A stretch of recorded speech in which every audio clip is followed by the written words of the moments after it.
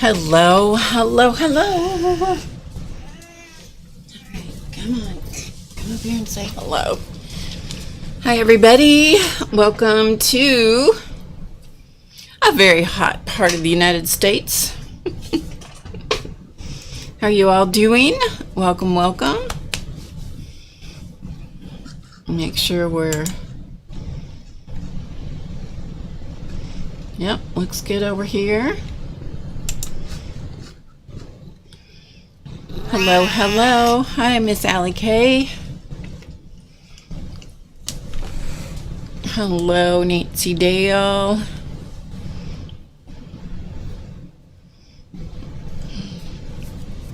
Trying to get somebody presentable so he can see the world. Hi, Gail. Hi, Jamie. Hi, Dorothy. Hi, Noe. Good to see you. Hi, Margaret. How's Nancy Dale today? I have a cat. I do. Hi, Candy. Hi, Shu. Good to see everybody. Hi, Rhonda. I'm happy to see you too. Hi, Sherry. So welcome to a hot part of the United States. It is warm here. I'm sure it's warm lots of places. So, yeah. Hi, Barbara Clark. Hi, Linda McAllister. Hi, Beth. Hi, Gina. Sheila. Tori. Beth. I think I said Beth twice. You're very welcome to be here, Beth. Nancy's tired of lawn mowing and housework. Good. I'm glad you're happy to be here. Linda and Joan, hello, hello. We're just chatting for a minute. So if you're watching the recording, you can just fast forward through this for a few minutes. So yeah, all right. So I'm sure you didn't come just to see me. I'm sure you came to see the star of the show. Who is the sponsor? Who is one of the sponsors? Hold on a minute. I got the wrong camera. Here we go. Except you have to see if we can get the computer out of the shot. There we go.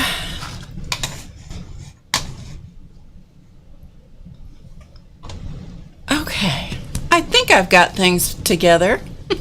We'll find out, won't we? Hello, Jan.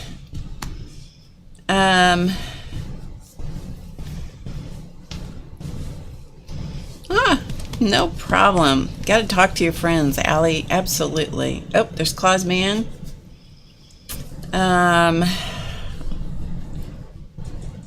Yeah, this is one sponsor. The other one is in his window, I think. I don't see him unless he snuck out.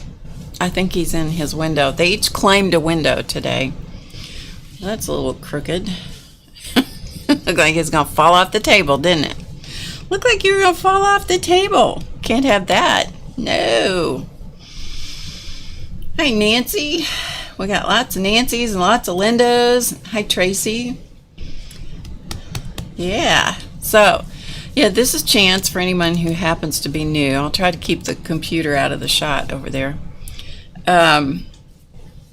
This is Chance. This is Chance. And Chance has had a kind of a tough week. He has. Last week I told you I thought he was doing great. And then he had a relapse. Poor guy. Had a relapse. So we ended up having to make kind of a quick trip to the vet the other day. And he's okay now, I think. I think all is right with the world. Sorry, this camera, he's so close to it, is going to kind of focus in and out a little bit. He says, no, I want to be over there because I want to rub my head on that thing. Yeah. Hi, Teresa. So, yes, but that is the only Linda McAllister. That's right. The world could not handle more than one Linda McAllister. I'm pretty sure about that. Yeah. Yeah, so he had an issue that I'd never heard of in cats before. Never dealt with it. Many cats as I've had for as many years as I've had them. never had an issue with a cat like that, and I can't say that anymore. Scooch back just a little bit so they can see your pretty face. Chance is known as one of the sponsors. Charlie's the other sponsor. We call them the sponsors because they let me stream most of the time. Most of the time. But I found that it works better if I start the show with him rather than end the show with them, because ending the show, they just, one or both will just stay in the other room and whine and cry and carry on. So, anyway, hi Joey, hi Pearl Ann. Yeah, hi Marilyn, I don't know if I said hello to you. Hi Ann. So, anyway, I thought we had the problem all taken care of, and then he had an abscess in a very uncomfortable part of his body. We won't go any further than that. We'll just leave it there. And I thought we had it taken care of because he was doing better, and I talked to the vet, and we all thought everything was okay. And because he's too fat, and it's not P-H-A-T, he is F-A-T. It's a whole thing. Anyway, so's his counterpart, who now has decided to come out and join the party. I don't know if you can see him.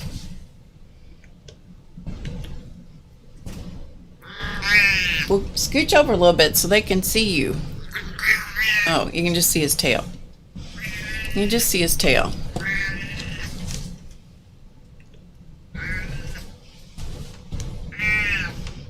There's other sponsor on the floor. One on the table, one on the floor. Yes. Yes, I see you. So anyway, sorry about the crappy camera work, but that's just the way it is with this little camera. Anyway, move over. So any hoot, because he's so fat, he wasn't able to take care of himself, and I apparently was not doing an adequate job. Anyway, the abscess closed up, and so we had to make a trip to the vet because he was running a fever. He was feeling terrible, and then he had to be subjected to the humiliation of the car ride and a serenade, and it was a whole deal. Anyway, a few hours later, he came home good as new, and now our challenge is poking antibiotics into him twice a day. Twice a day. And the vet, well, it was one of the owners of the vet practice, came out and he said when we brought him, because you can't go in with him now because of all that's a whole other thing. Anyway, you can't go in with him, so now you have to take him, drop him off, blah blah blah. So there's all communication is done in about 2 seconds or via phone. Anyway, the guy that came out and delivered him back to me he said, well, he won't mind this. He said they usually don't mind this antibiotic at all. Apparently they don't know you, do they? He's tried all kinds of maneuvering with his tongue to keep it from going in his mouth. It takes 2 of us to shoot it down his throat. Oh goodness, it's a whole deal around here, isn't it? It's a whole deal. Anyway, he's feeling better. His attitude is better. He's feeling better. He's purring. He's happy. So we're good. Oh goodness, Tracy. Goodness. Just looking at the comments. Hi, Lisa. Hi, Kathy. And anybody I missed. Hi, Cheryl. Hi, Becky. So anyway, hello to everybody. Hi, Jean. Yeah, so he's now going to stretch out and give you a good look at his face. Yeah. Anyway, he's just purring up a storm. Charlie's on the floor. He's purring up a storm. Anyway, so, okay. That's the cat update. Yeah, so you've had your 15 minutes of fame, so you got to go back in the other room. Right? Can you be quiet now? So far, this has been working out. Fingers crossed. They are handsome boys, aren't they? All right, let's put you in the other room. What do you say? You ready to go take a nap? I'm sure I've worn him out. All right, come on. Be right back. Come on, Charlie, let's go. Come on, let's go. Go, go, go, go. Go, Gadget, go. Come on. There you go.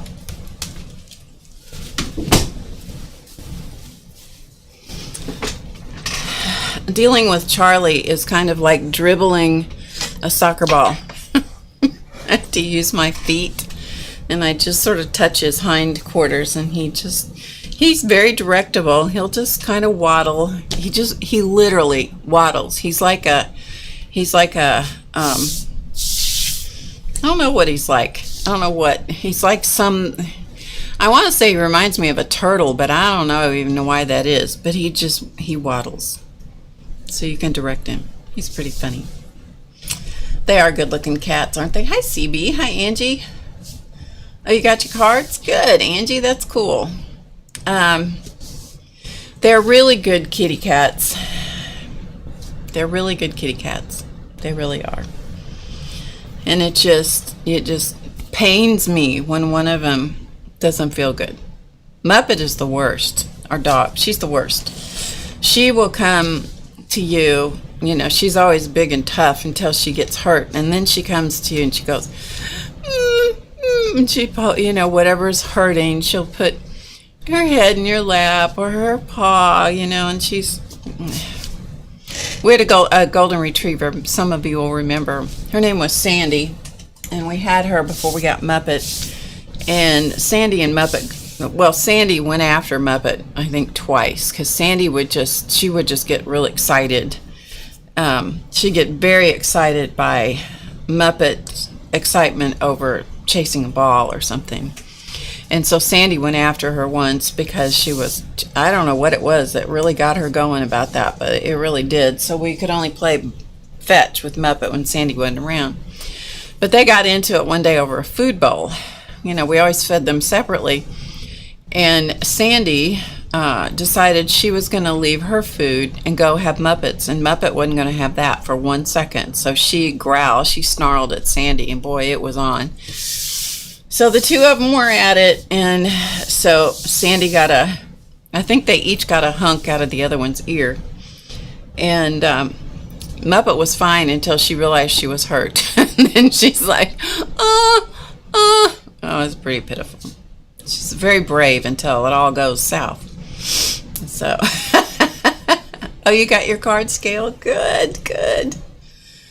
Oh, shoot. So funny. Hi, Robin. So, anywho, that's the story of the cats. It's a zoo around here. It is a zoo. Tracy got hers. Oh, good. Okay. Having a little tea today.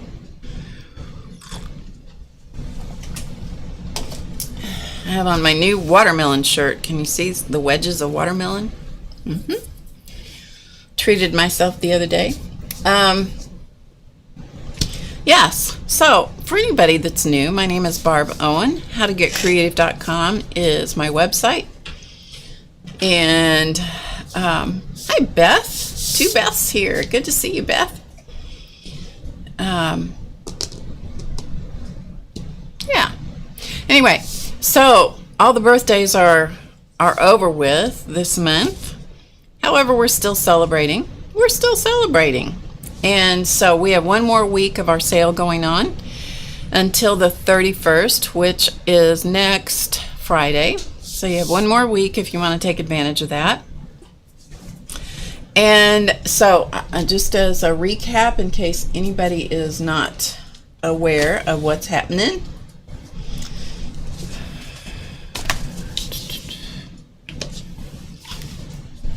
hang on just a second. I'm just going to give the camera its own, I've learned we have to give the camera its own space. Race is on his way here before long, and so we're going to do some fixing up of things. I about had a heart attack last night. Came up here. You know when somebody's going to come visit, even if it's your son. you got to clean, right? You got to clean. So I was cleaning yesterday, cleaning the studio, cleaned all day long. You probably can't tell the thing, but it's much cleaner than it was. And so I used the vacuum cleaner. I have 2 tables set up back to back, 2 6-foot tables, 6 or 8 foot, 6 foot, I think. Anyway, back to back right here where I am. So this is one table. I have another one right behind the computer monitor and stuff. And in between, there is a shelf unit, and on top of that rests a whole bunch of cords and things. And Race has it all slicked up, let me tell you. And last night, and I had to vacuum all that stuff in there, and I was being so careful. Anyway, I came up here last night, and we turned on the computer, and my second monitor, which is essential to this whole process, wouldn't come on. I'm like, oh no.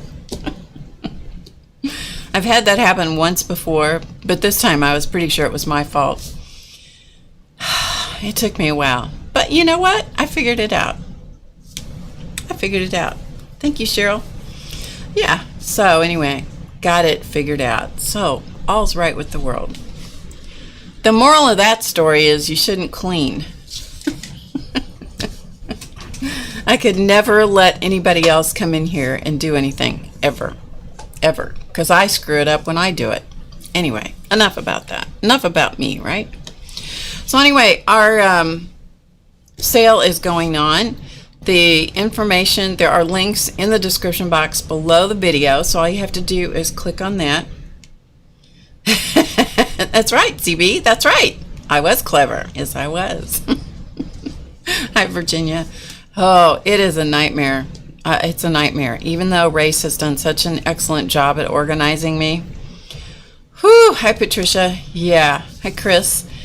Yeah, big problems over there in that space where the tables are. And sometime I should show you what's under the table, where on the back side of the shelf unit, where all the cords, he has everything wire tied and stapled and all of this kind of stuff. It's like, otherwise it'd be a big rat's nest, but he's huge into organization. He did not get that from me. He did not get that from me. Anyway, so all is right. I think we're in good shape today. So anyway, in the description box below the video, you'll find links to everything, because this is the absolute first time we've ever put this many things in the sale. Usually we just highlight one thing. So if you've been waiting to take advantage of any of these things, this is the time to do it, because it is the first time we've ever done this, and I'm gonna guess it's not something we'll repeat again anytime soon. In fact, I'm sure of that. So anyway, Mandala Madness cards, that is what some of the people in the chat have been talking about. So here are our cards. They are inspiration cards. And so each one has an inspirational word. The same word is repeated on the front and the other front. Each of the mandalas on here is a piece of my own personal artwork. Some of them are really fancy, some of them are much plainer, but there's lots of different color combinations and so forth. There's 48 individual cards. They're considerably bigger than a regular deck of cards. Just to give you a reference, I don't know if this will help anything, but this is an iPhone 8. It's what I have here at my disposal. This is an iPhone 8 back here, the big one, the I think it's the Plus, and the cards are just slightly smaller than that, and this has on an OtterBox. So just to give you a size reference, they're nice big cards. Nice big cards.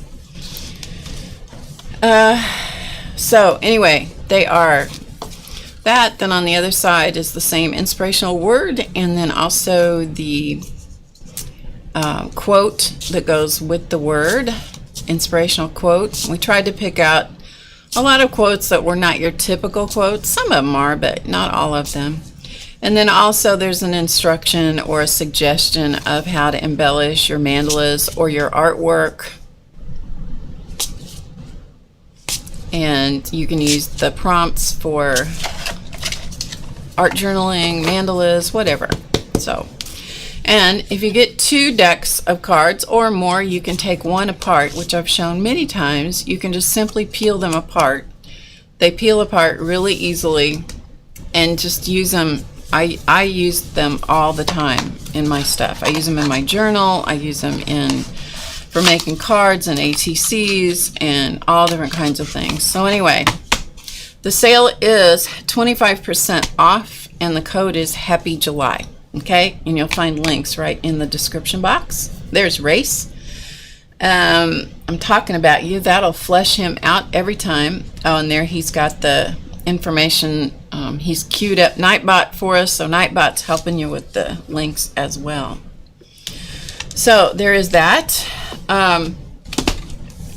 Also, and I'm going to show you here in a little bit some examples of the faces. I didn't get out all the buckets and bags of heads that I have for the creating faces, but I'm going to show you what I have that's finished here in a minute. Then we have ebooks, so I'm not going to belabor this very much this time. You can see more about this in last week's, in the stream previous to this one. We have 4 different ebooks. Sorry, 4 different ebooks. This one is Mandala Medley, and it's all, let's see, how many patterns are there? I've forgotten how many there are. Let's see if we can find it. 33 different mandala designs in here. This is an ebook, so you can print them out. If you have the computer skills or capability, you can resize them in your computer, or you can resize it. You can take it to an office supply store and have them print them for you in whatever way you want. So there's Mandala Medley.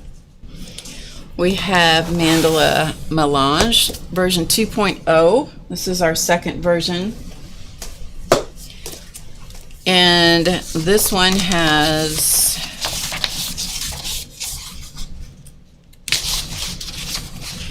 as I find the table of contents, it has 39 different images in it. 39. And again, you can use these for all different kinds of things. You can color them, you can print them out, and you can use them, transfer, if you print them on yes, what is that thing? Not the inkjet, the other one. What's it called, Race? Not the inkjet. The one that has toner in it, the printer that has toner in it. God, it's a poof, right out of the head. If you have that, one of those printers, like I have a very cheap Brother printer, laser, thank you, laser. If you have a laser printer, then you can transfer the image from the laser printer using a transfer tool. There's all kinds of things you can do, or you can use them for wood burning. I've done all of those. I've also used them for doing shrink plastic pieces, etc. This is the book that comes with the deck, so you get this with the deck. It's a free download, and this one's called Designs from the Deck. So this is these are other sorry, need a drink.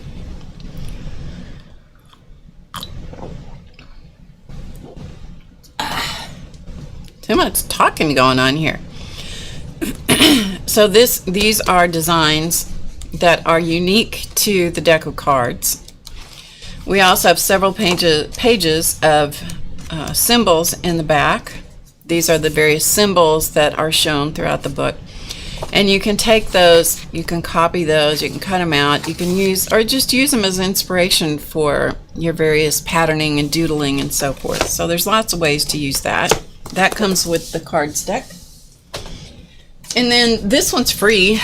So this is the Mandala Madness, and this is the free version. Here's an example of where I transferred one of the designs using that laser printer copy. And this is on wood. So this is not wood burned. Anyway. So there's 5 designs in here. that are free, and so you can download those for free. Yep. All right. So that is Mandala, all the Mandala ebooks. Do you have, hi Lorraine, anybody have questions about those? Those are ebooks, and so you can print them yourself. All right. All right. So there we go. All right. Any questions? Put them in caps so that I can see them.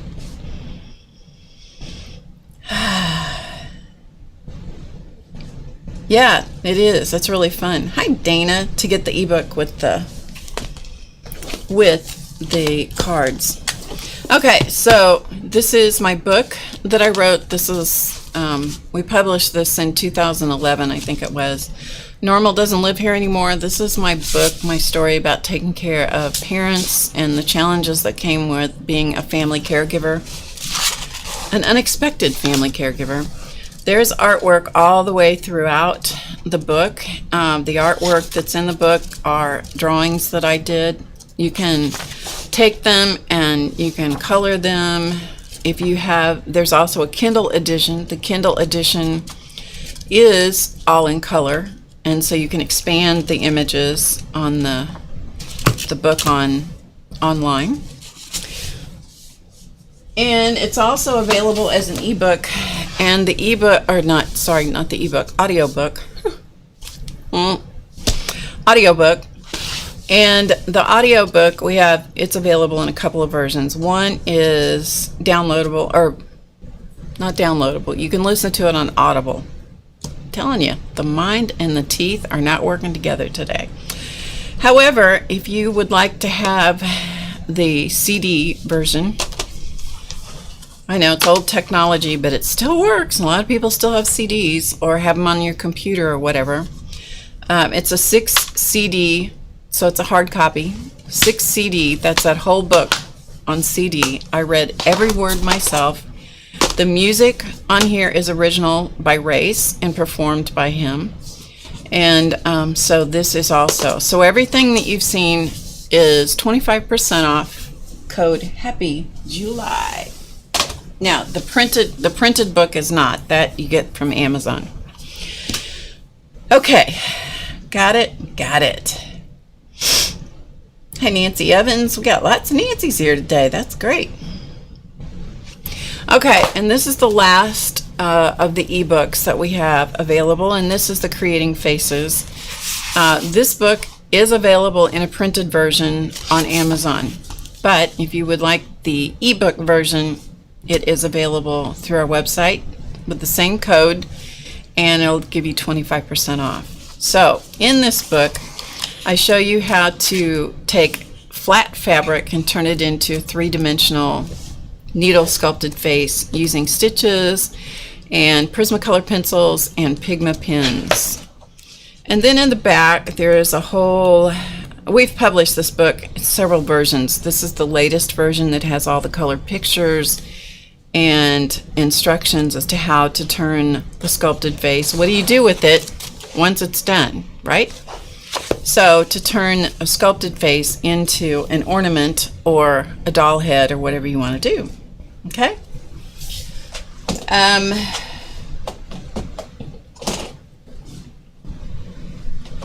So I thought I would show you some of the flower faces. These are some of them that are finished. I didn't get all of them, but I got a bunch of them. So I thought you might want to see those.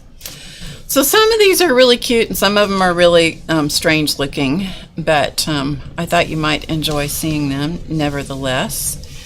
This one, actually, I'm going to zoom in really close. Let's see if the camera is going to cooperate with this. We'll sneak in. This one, what I wanted to show you, can you see all the texture in that? This one was actually a sculpted face by me in the exact techniques that are covered in the book, but then we cast it in resin. So this one is actually resin. Is that amazing? Yeah, even captures the weave of the fabric. So, yeah, pretty interesting, huh? So anyway, just thought I would show you that. I think I have maybe 2 or 3. So anyway, that one's cast in resin. This is another one that's cast in resin. Again, you can see the weave of the cloth. So that's another one, cast in resin. And these all have nylon fishing line hangers on them. That's what I used, because one year, I was telling you last week that one year I decorated a whole Christmas tree with them. Here's another one. Sometimes I like them so that they just look like they're just peeking out. I call these flower faces. Here's another one. This is one of the bigger versions. Sorry, I can't see the chat here for a minute. Here's another one. Some of them are very funny looking. Some of them you're like, yeah, what kind of mood were you in that day, Barb? Right? I know. Like, what kind of mood were you in that day? See, so we'll just make a little arrangement of flower faces. Those of you that, I'll show you a clown here at the end. So I will try to give you warning before I show you the clown, because I know some people are averse to clowns. All right, so we'll move those out of the way. She's a very funny little girl. Sometimes their noses just come out, you know, using different, sometimes they just come out just blooming weird. Sometimes they look just like me. Sometimes not.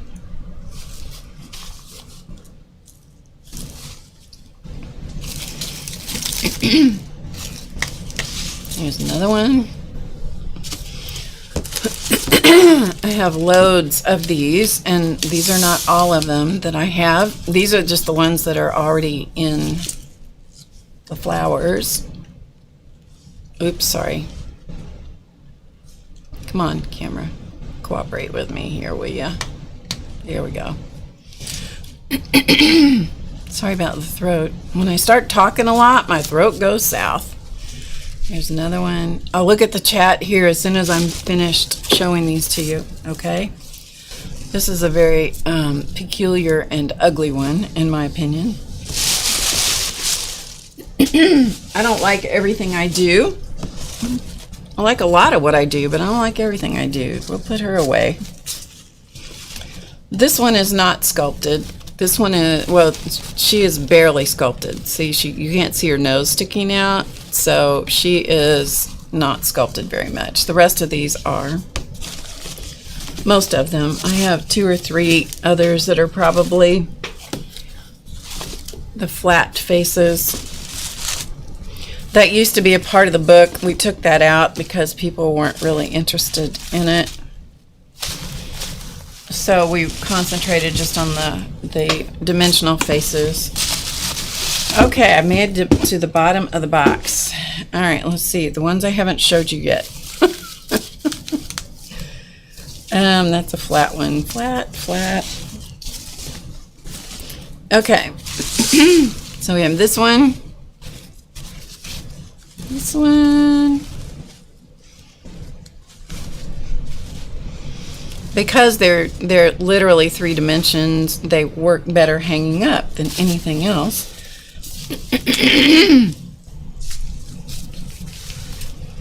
Some of them look like I was in a bad mood the day that I sculpted them. She would be one of them. A little pinchy face. Look at that. She's in a mood, isn't she? And that one. And this one is like from some other place. We don't know where she's from. And here's some with the flat faces. These were actually my rubber stamps, face stamps, that were stamped on fabric and then turned into flower faces.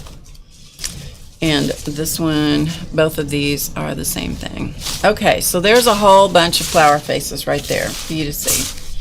Now, anybody that doesn't want to see clowns, look away, because I'm going to show you some clowns. I only have 3. I won't belabor them very long.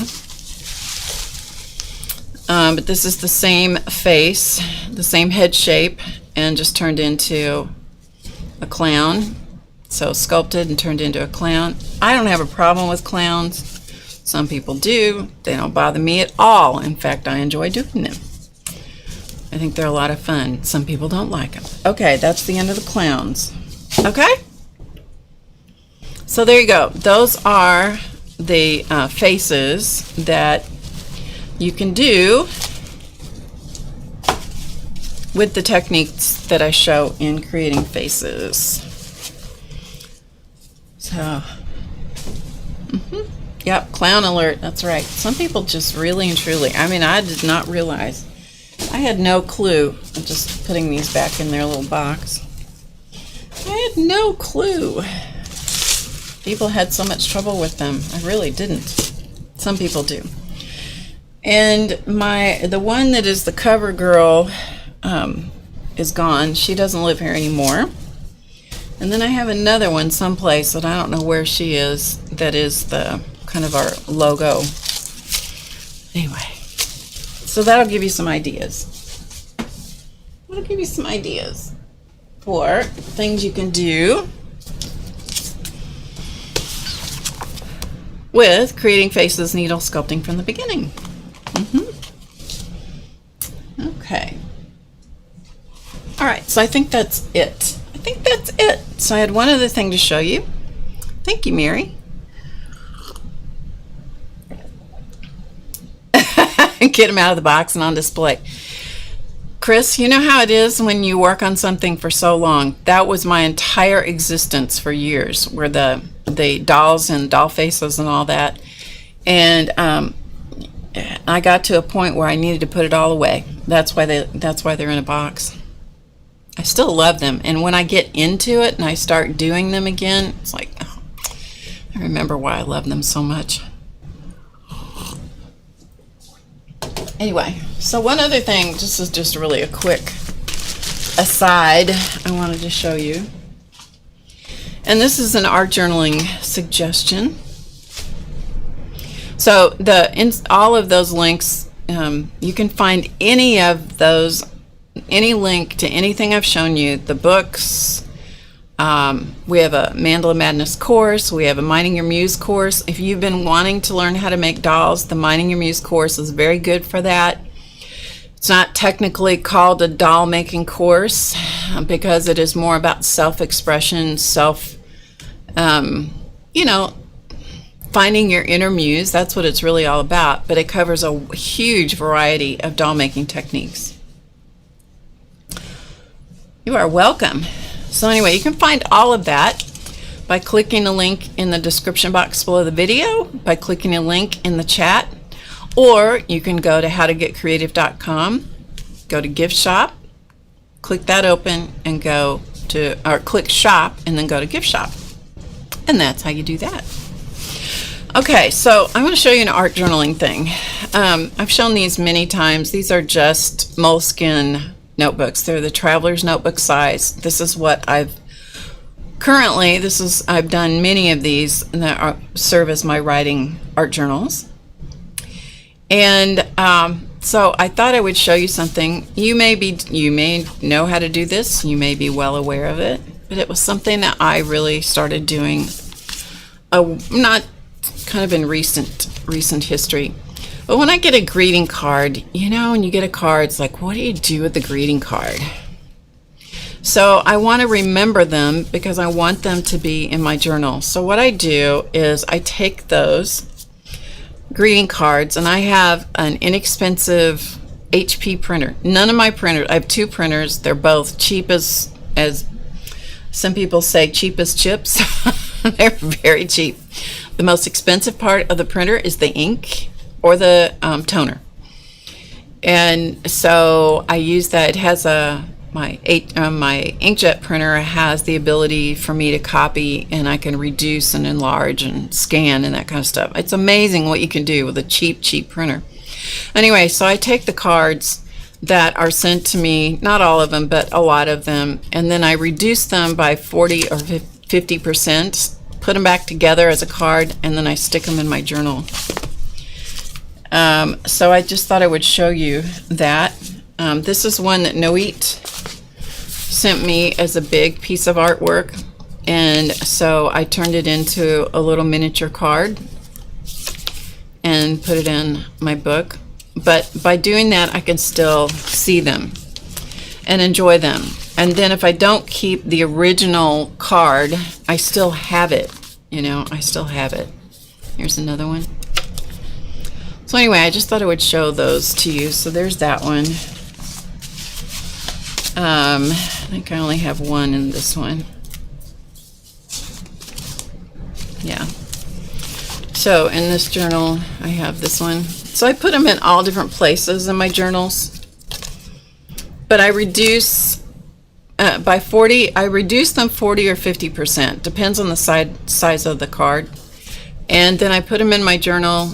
Like I said, I'll glue them up so that I have the front, you know, the inside and the outside. They're glued together, so there's two pieces of paper glued back to back, and then I just put them in my journal. Sometimes I use them as tip-ins, so that the whole thing is free floating, and sometimes I put them in as you know, glue the back straight down. So this is another example. So this was from a flower arrangement that I got in the mail, and I ran out of room. This is actually the flower arrangement. I ran out of room, and so I just took the back side of the card of the envelope, and then I put the cards in miniature on that. So that way I don't use up all my writing space, because the writing space for me is crucial to my mental well-being. But I also want to have all the stuff in it so I can remind myself, you know? So I still have those things with me. So this was a card that a friend of mine sent me recently. So anyway, just an idea. I thought I would share that with you, because I thought maybe some of you had never thought of that before. So it's a lot of fun. It's a lot of fun. So you can use that, you know, if people send you, if you trade artwork with people, or they send you things, you know, you can take, I very frequently take pictures with my phone, and then I'll print them out. And, you know, I'll print out a whole sheet of little miniature photos from my phone. I'll resize them, edit them in my phone, and then I'll print them all out in one piece of paper, and then I'll cut them out and use those for a while. But the cards are a whole other issue, because they're three, you know, they've got multiple sides to them, and so that's how I deal with that. So I just thought I would tell you about that. Teresa, you just, do you see right above you, it says HowToGetCreative.com/shop. You can click that and go to the cards. There's also a link in the description box below the video. So there you go. Easy peasy, super easy. Maybe Race can put that, cue that again for us. All right, so let's do some stuff. Let's do some art, shall we? Let's do some art. Oh, I have one more funny thing to show you. I told Clausman I was going to tease him about this, and yeah, I told him I was going to tease him about this. I told him, so he already knows I'm going to tease him. Already knows I'm going to be teasing him. Sorry, I'm just getting myself organized a second here. Organizing myself just a smidgen. You know how much a smidgen is? It's not much. It is not much. Okay.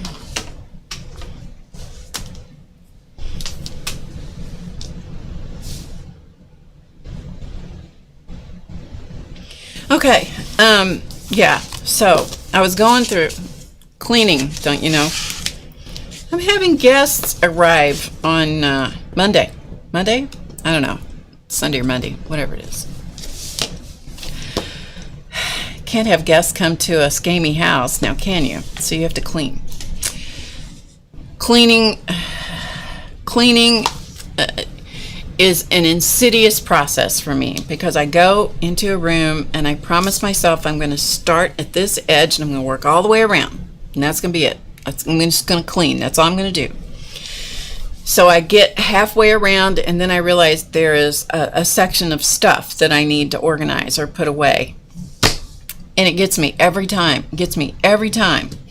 So in my attempts to have to deal with the stuff, I ran across this. So I thought I would show this to you. But this is all before I started doing that little trick with reducing the size of the cards. Okay, so this precedes that little trick that I was doing. Let's get my camera to cooperate with me. Hang on just a minute.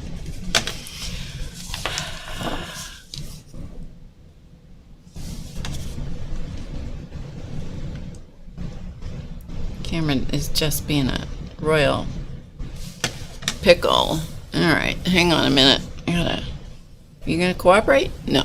Okay. Put it in timeout just a second. It's so true. It's always. Oh, I could give you my whole litany about the organization issue in my life. Yeah, I could give you that whole litany. It starts with, oh, I need to take this up and put it in the studio. So when I'm in the studio, I find something there that needs to go up to the upper level. So I take it up to the upper level. And while I'm up there, well, the bathroom counter is really cruddy. So I'll just wipe that off real quick. Well, you can't do the bathroom counter without doing, Yeah, any hoot. Okay, here we are. So anyway, in my pile of organizational stuff, here was this card for my wife. So this was clearly from Clausman, right? This card doesn't just wish you a happy birthday. It also covers my butt in case I miss any other big occasions this year. Okay? So this one is Happy Holidays, honey. This one is Happy Valentine's Day. This one is Happy Anniversary. Okay, so he covered all the bases because he covered his butt, right? So a little deeper in the stack of stuff I needed to organize, guess what? This one was given to me in 2012. A little deeper in the stack was this one. And this was from 2010. Same card. Same card. Yeah. Oh, I told Clausman that I had to tease him. So you guys can tease him too. Is that funny? Is that funny or what? All right, last week, we're finally going to do some art after all this. Last week, we did, I drew a mandala and I showed you how to draw it with inspiration from Barbara Gray at Clarity Stamp. I'm sure I've done that too. Given the same card to somebody. So last week we did this mandala. And so we did it in pencil, and I did it on watercolor cards. This was actually my tester. I did it on watercolor paper. This was 140-pound watercolor paper. And all I did was do a wash of acrylic paint. I like acrylic paint to do this because it gives me some variety, and it also gives me the opportunity to come over the top of it with other things and it won't move. Oh, that's funny. Hi, Debbie. One year, she and her little sister bought the exact same Easter cards and gave them to each other. That's so funny. Oh, shoot. So anyway, this is the one, I think this is the one we did last week that we actually drew and inked together. So if you want to see the process of how exactly to do this, you can go to last week's live stream and you'll see that, how the process is done. Also, I write a blog post for almost every live stream that I do, so feel free to go over to HowToGetCreative.com and you'll see the streams or whatever the blog post is about right on the front page, and so you can click that and it'll take you right to the blog. Sometimes I put in extra information there or extra photographs and things like that, so you can check that out as well. Okay? So this is one. This was done with the cool toned wash background. This one is done with the warm toned background. And this one is partially done. It's done over to here as far as adding color. And so I thought I will show you, we'll work the other part of this and then we might do part of this one. So digging around in my stash stuff, I ran across these pencils that I had that clearly have been languishing and needing some love. So I thought, well, I would use these. And because maybe you have these pencils too. And these pencils are by Faber-Castell.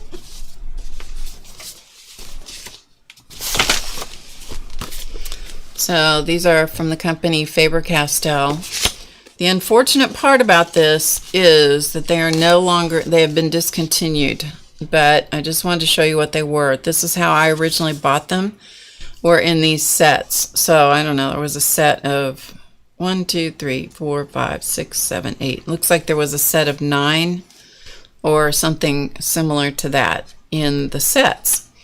I think there's like 60 pencils or thereabouts. This was a color chart that I printed off from their website. They apparently don't make them anymore. However, as I was perusing the internet, there are places where you can still get them.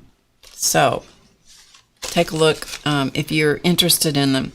This is what made them interesting to me. And again, you can see what they look like before and after.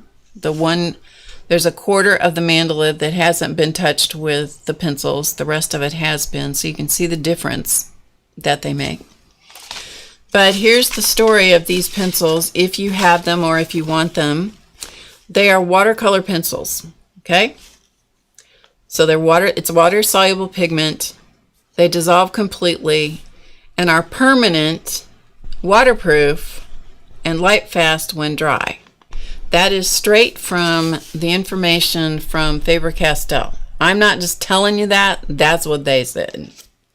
So I decided to use them. So they're a little similar to the ink tints in that regard. So I thought, we'll do that. Okay, so this little holder, this is a class on HowToGetCreative.com, and it on how to make a roll like that. So I have one for brushes and then I have one for this set of pencils. So these are the pencils that I used, and then I'm going to get my cheat sheet here. So I just thought I would show those to you. If you have them, jog your memory so you can get them out and use them if you want. You can use whatever kind of media you want. I like using something that's water soluble. I do like having it be permanent when I'm doing these. But I like having it water soluble because then I can, as opposed to using an oil or a wax-based pencil, because I'm going to come back over the top and put additional stuff. Because this is fun for me, but the real fun comes when I get out the pens and I start, adding stuff on the top. All right, so what I did is, for the beads, I'll show you the beads. Those beads are done with this turquoise pencil, which is 156 is the color. And so I'm going to see if I can come in a little tighter for you. So I put one coat of the pencil on there, and I liquefied it. And the same process will work for Inktense pencils or whatever other kind of permanent pencil you might have. And so I just put a little bit of pigment on. And the beauty of having something that dries permanent, like these pencils do, is that you can come over them with additional coats of pigment. So I just put on another layer of the pencil and then just touch it with a water brush. You could use a regular brush, doesn't matter.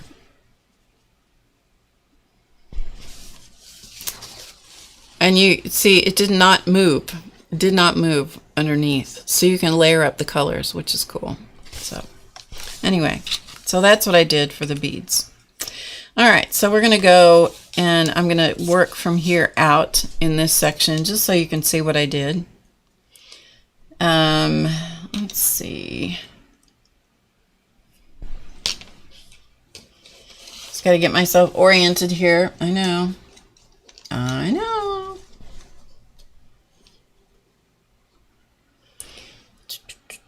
Okay, 108. All right. So what I do, and I'll do the same thing with Inktense to do this, is generally I work from the center out when I'm doing this. And if you're using Inktense pencils to do this, you need to use less pigment than you do with these. Less physical, don't put down as much pencil as I'm putting down, in other words. Because if you do, it's going to turn it all one color. And what I'm after is to get a graduation of color, so an ombre effect, and also to allow the background to show through. Because I did that color wash and I want it to show, right? The colors do change as they dry a little bit. Okay, so the next color, and I don't spend a lot of time on them, I just, pick out a color and go. Pick a color and go. So I put down some pigment. That first yellow color was color 108. This is, I'm just telling you this in case you happen to have these. And this is color 111. These are, the thing that's unique about these is that they're triangular in shape. They're triangular in shape, so they don't roll around on your desk, which is kind of nice. Now, when you're doing this with Inktense or with a pencil like this, you can add all the color, and then you can come back and liquefy all of it with the water brush. Or you can do what I'm doing, which is I go all the way around one ring. It was very hard for me not to do this, by the way. To leave part of it undone, because I just want to see it completed. I just want to see it done. And then I'm just using a Pentel water brush. There's loads of different kinds of water brushes available. I like this one because it's flat, and when I put it down it doesn't roll around. It also dispenses a consistent amount of water. Like any water brush, it will at some point clog up. Let's see.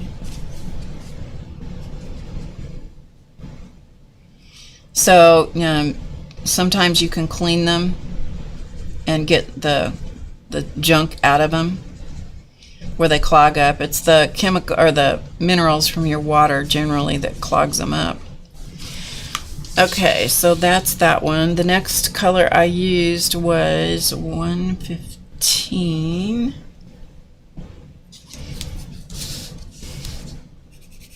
We'll see whether I'm accurate in writing this down.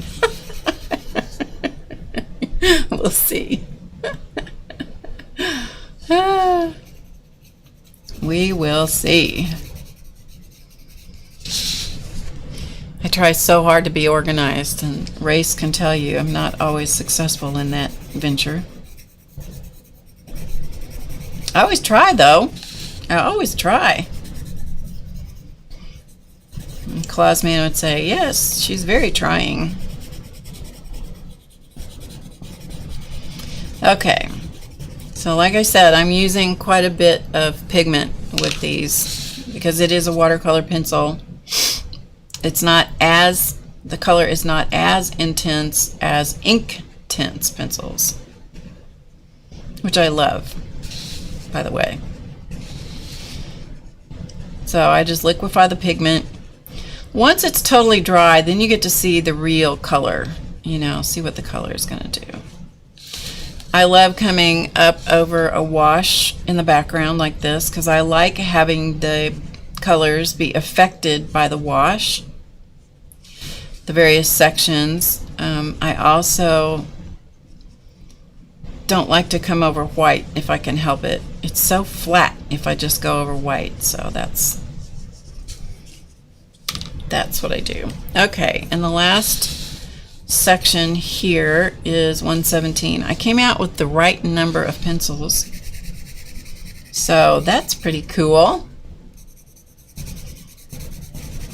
Sometimes I do this stuff really late at night, and it's like, I wonder if I got that. I wonder if my wits were functioning at that point. You guys ever do that where you're doing stuff and you have the best of intentions? You think, oh yeah, I can do that. And then the next day you go, who in the world snuck in here and wrote that? It's my handwriting, but I don't know who wrote it. Must have been asleep. Must have been asleep that day. So this one is kind of a red-orange color. As anything, you really can't tell what the colors are going to do until you swatch them. Okay, and especially on something like this that has a wash in the background, you need to swatch over the scrap of paper. Like this is where I swatched my colors here, so I could see what color was going to be what when it went down over this, because it looks completely different if it goes down over white. Okay, see the difference in the color? So, yeah. Okay, where was I? Here.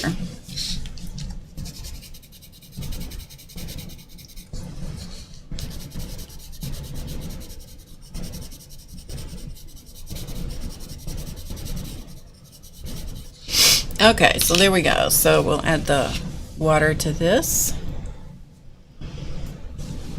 Hi, Krissa. Yes, this is one that I drew last week. This mandala I drew last week. It is inspired from Barbara Gray of Clarity Stamp, and she drew it as a dream catcher, completely freehand, and I did that as well. And then I thought, man, this would be so great as just using it as inspiration for a mandala.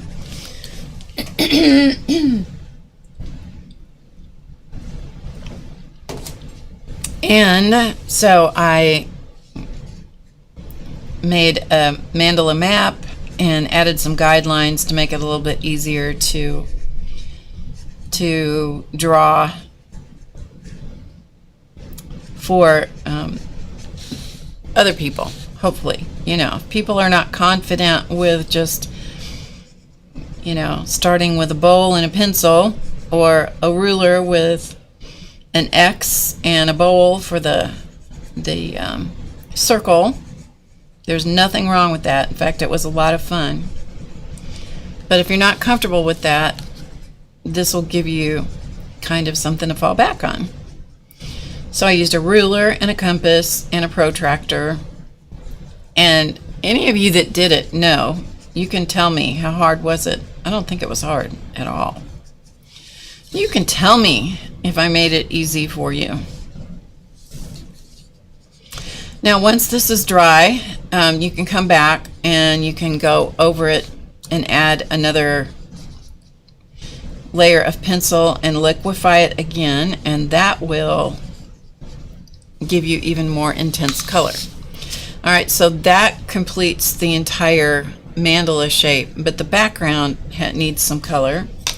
And so the color I used for that is 125. Nancy says it was easy peasy.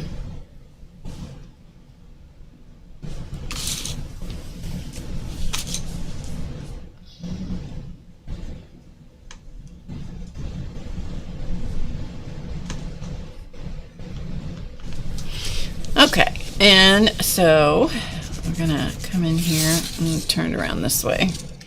I find it easier to work toward myself for the most part.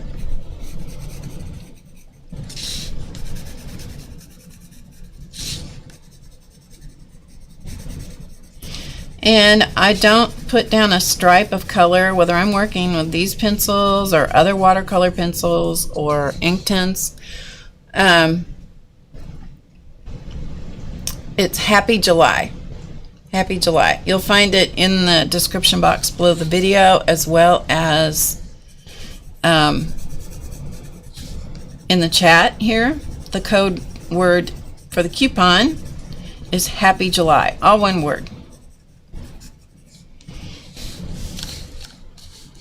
So I don't put down a stripe of color, which is what I was trying to say a second ago. I just kind of make it very haphazard, because if you make an absolute stripe of color, it's much harder to liquefy and blend it out. Hi, Mickey. Okay. All right, so let's do that, and then I'm going to add some color to the rings, the inner and outer rings, which you can make them look any way you want them to look. I'm just going to choose a brown and make them look kind of like it was kind of like willow, or some sort of bent wood of some kind, a wooden ring. If you wanted to make it some other kind of, you could make it look like metal if you wanted to. I'm going to make it look like it's wood.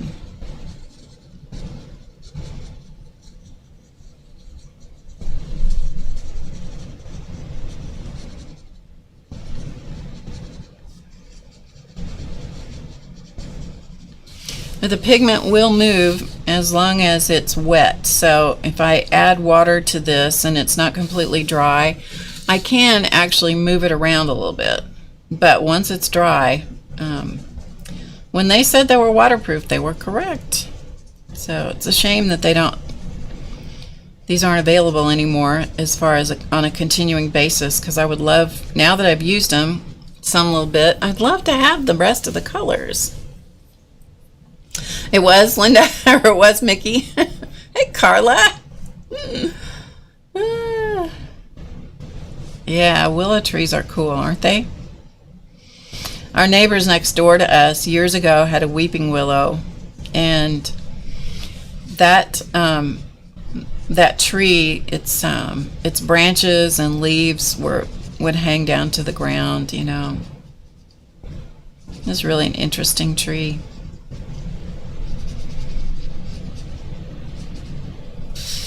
Okay, so there is what it looks like.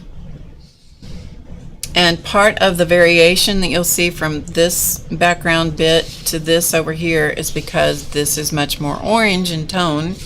This is much more pink. But I love that variation, so yeah. All right, let me pick out a color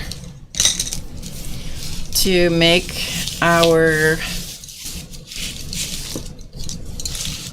ring. Doesn't look like we have too many choices here. We'll test them both, see which one we like.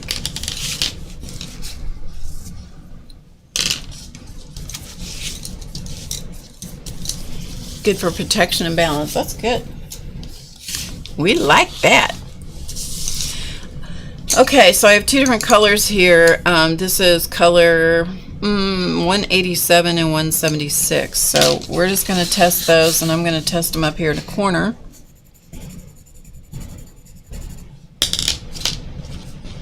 Because that's what I do, because I'm going to cut all this stuff off in a little bit.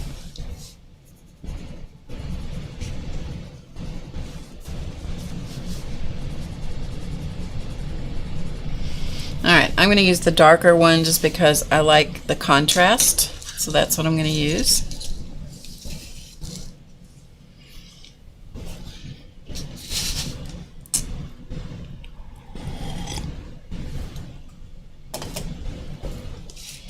Alright, so I'm going to come in the inside in here, and I have left some of the pencil marks are still visible in there because I'm going to cut that out, so it doesn't make any difference to me that those are there.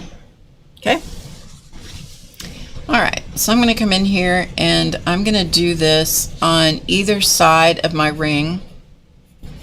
Now if the ring that I drew was not very big, this is going to be harder to work with, and my pencil is pretty sharp. But I think this is going to work okay. So we'll find out. It's only a piece of paper. It's only a piece of paper. This is 140-pound watercolor paper with a little bit of time.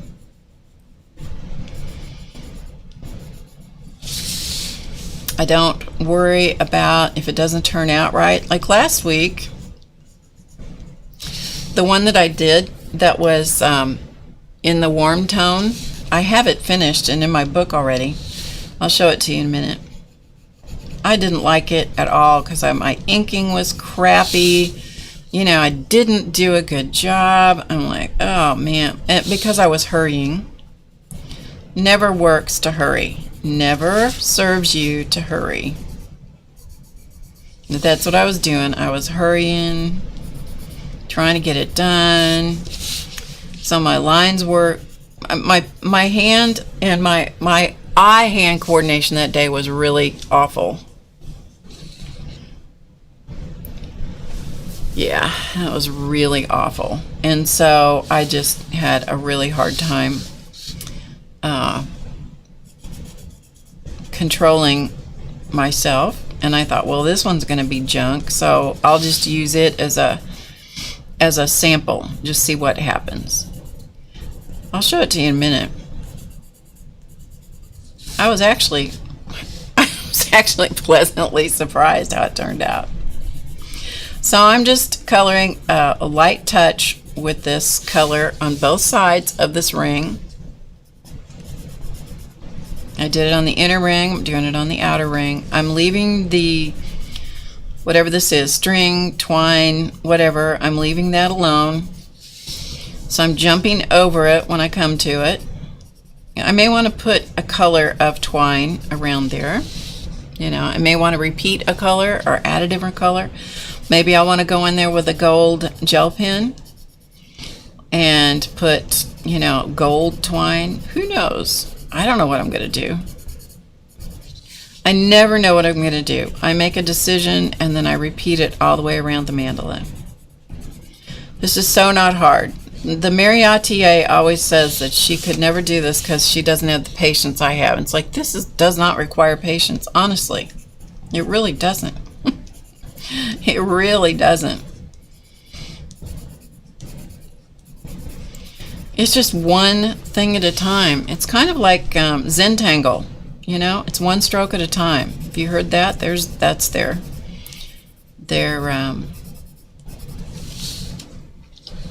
what, motto, byline, whatever. One stroke at a time. Pay no attention to my arrows out here. That was just notes for myself. I have to say, I love this dream mandala. I love this dream mandala. Yes, I do.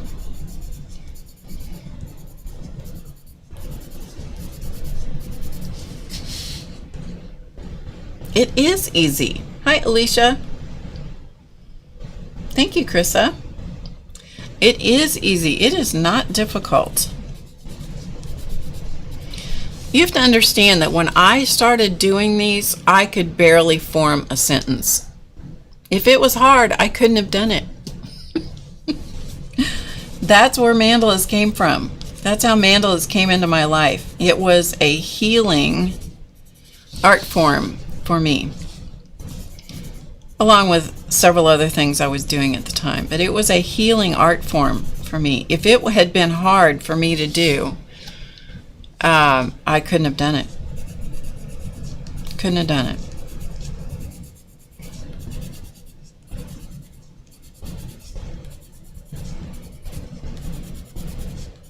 Okay, so we've made it all the way around, just like that. Okay? All right, let's liquefy this. So I'm going to start on the inner ring first. Sometimes if you squeeze your water brush, sometimes you will squeeze out a little too much water, so I always keep a paper towel handy. So if I see that I'm getting too much water sitting on the surface and it's, you know, going bad places, then I just dab that brush off on a paper towel.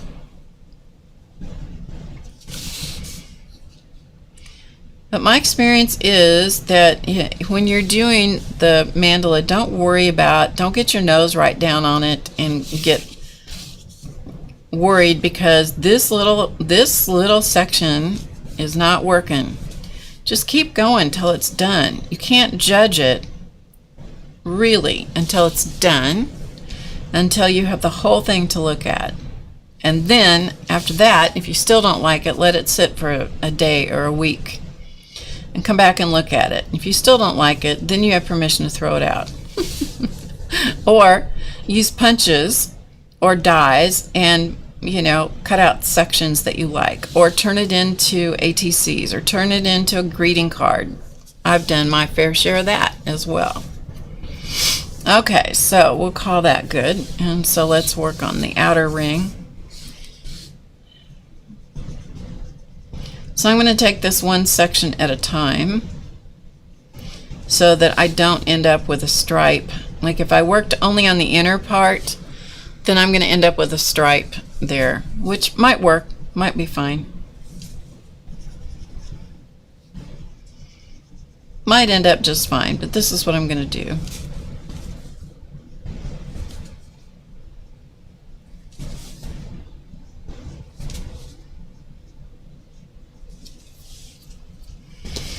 Hi Signa.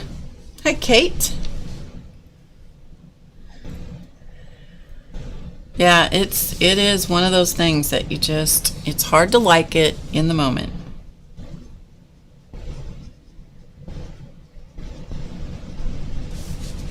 So again, as I was cleaning up and organizing some stuff, I ran across an article in a magazine, and I thought it might be fun to share some of the information with you about the area that I live in. Some of you know who've been following me for a while that a number of years ago I worked with an elderly gentleman. He's passed away now, but I worked with him. He was a columnist for our local newspaper, and he was in his 90s when or late 80s or early 90s when he started that job. And he liked to write about the history of our community, and not so much about the state, but he liked to talk about the history of the community. And I live in the state of Missouri in the United States, which is right in the center. I live in the center of the state of Missouri, which is one of the center states, center Midwest states in the United States. Some kind of center. Anyway, I learned a lot while I was working with him, and then this article came out in this magazine, which I had clipped out and saved, and so I thought I would tell you a little bit about it. I was actually listening to Barbara Gray earlier today, and she was talking about the area that she lived in, and I thought it was so interesting, and I thought, well, when you're doing something that's so repetitive like this, you got to have something to talk about, you know, because I can't always watch the chat very closely. I try to, but I don't always. I'm not super good about watching the chat. Anywho, so it's interesting how settlements, when countries are young and settlements are being developed and so forth, what causes, and you don't think about it when when you're my age and you have lived in a community all of your life, you really don't think about how did this particular place come to be settled. My curiosity was awakened when I was working with Warren, and you know how it is. Sometimes your attention gets pulled that direction. You go, yeah, I wonder what that, how did this place come to be? So anyway, there has to be some reason for it to be settled. And more times than not, it appears to be water that initially causes a settlement to be located in a specific place. And that was the case here. There was a group of people who settled in an area called Smithton. And that was what the town that I live in, that's what it was originally called, was Smithton.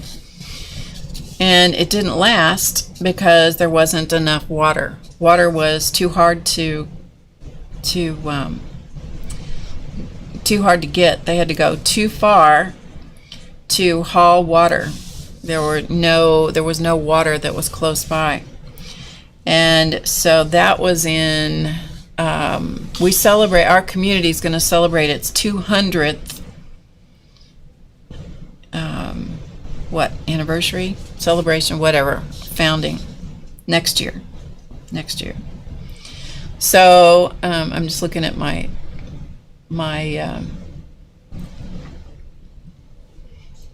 the magazine article, so I'm going to try and give you accurate information. We'll see. That's if the magazine's accurate too, but it kind of lines up with what Warren used to talk about so much. So it was settled, Smithton was settled in 1818, and then it was abandoned in 1821 because the people couldn't get water easily, so they moved it wasn't very far. It was just a few miles east of Smithton. So Smithton was totally abandoned, and they moved a few miles east and they formed a new settlement, and that was because there was a spring and water was readily available. So Smithton was no more, and then it was a whole new place, a whole new town, and it became a town in 1821. So as a country and as a state, by comparison, we are very young to a lot of places, especially in Europe. Okay, so there's our ring on the outside. It's coming, but it needs another coat of color because I'm kind of turning it one color, which that wasn't what I intended to do, but that's how it's working out. So I'll come back and add another level of color, but probably only on one side of the ring the next time. Hey Tina, you miss Warren stories? Yeah, he was a good guy. He wanted to make it to 100, and he did. I think he celebrated his 101st birthday, I believe.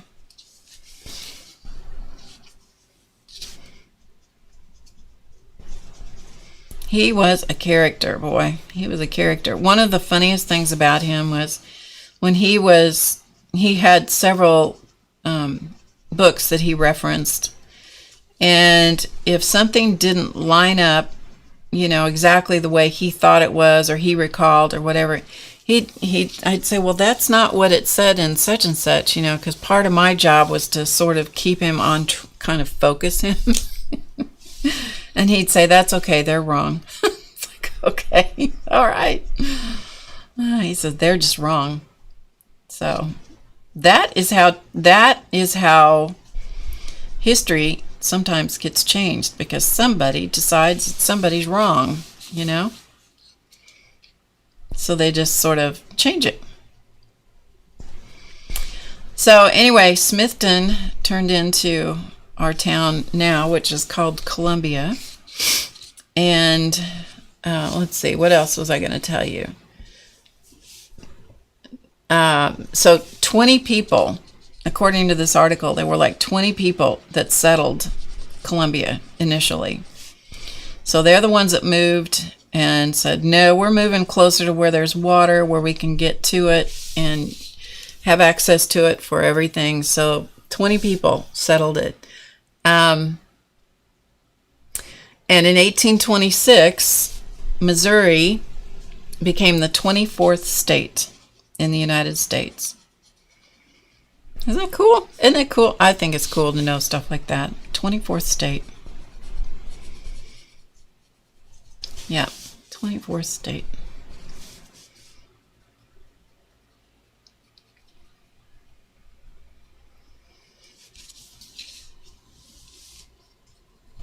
Oops, missed a section. When I was in school, as a kid, man, I hated history. Oh, God, I hated history. It just was so pointless to me. So pointless.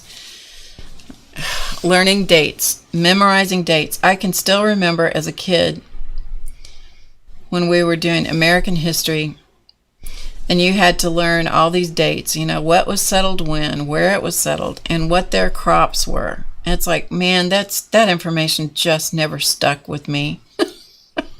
It's a miracle I made it through American history. And world history was even worse. I was not a history buff. And of course, now I wish I'd paid more attention, but, at that point in time, it was like, I was so into music. That was my primary interest, was music.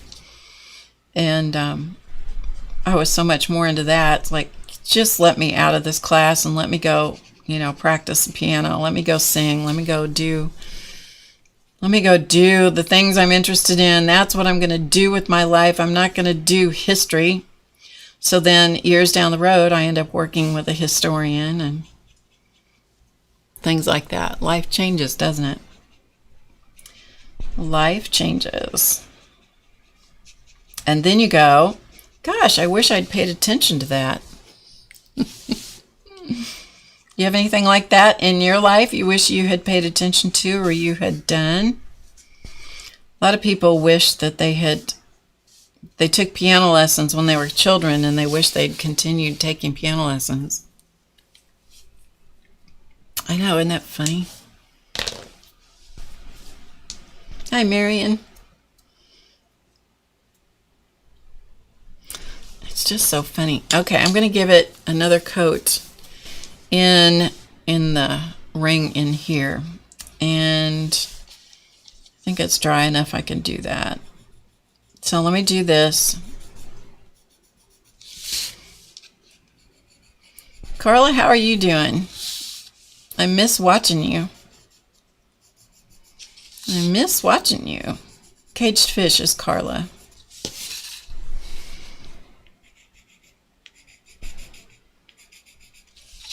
I hope you're doing well. So I'm just putting in just another little bit of color there. So let's see if I can keep from dragging it all the way across the ring. This is a tiny little space.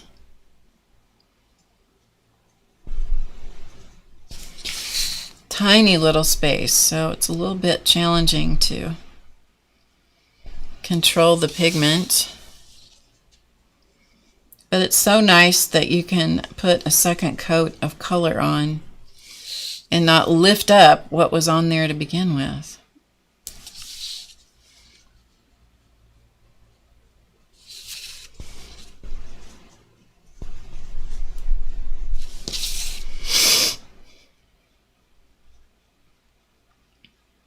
Okay, so that should give us a little bit more dimension. Ah, she just uploaded a bunch of videos. Oh, cool. Give me something to watch.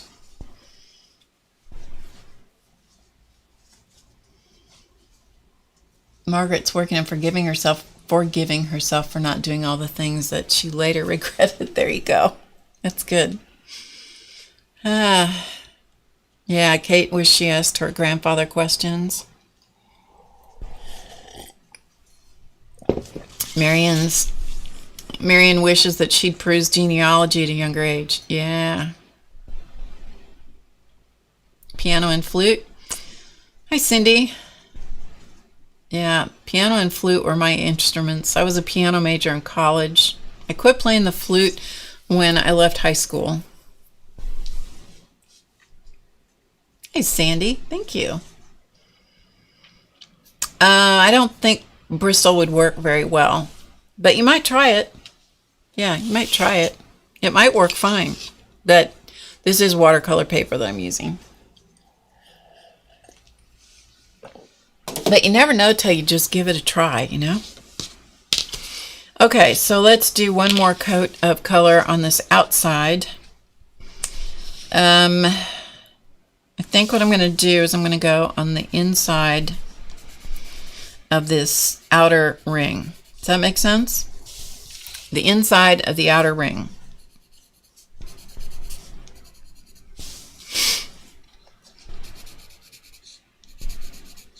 The pigment in these pencils is really soft, so it comes off really easily. One of the things that they do say, in case you do have these, the Faber-Castell Art Grip Aquarelle pencils, in case you do have these, they very clearly say, do not, some watercolor pencils, you can dip it in the water and then color with it. They say very clearly, do not do that with these pencils.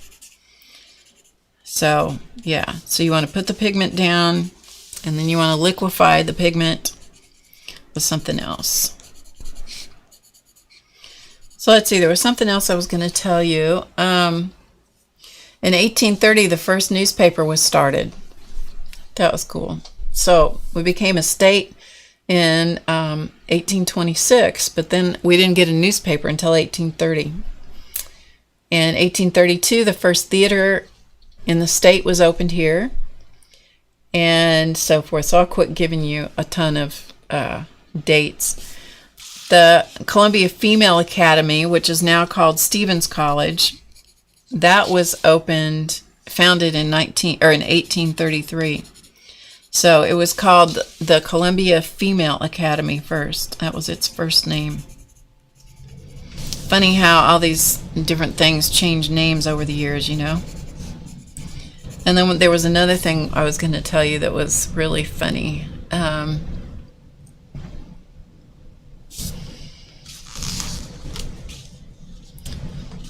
See if I can find it.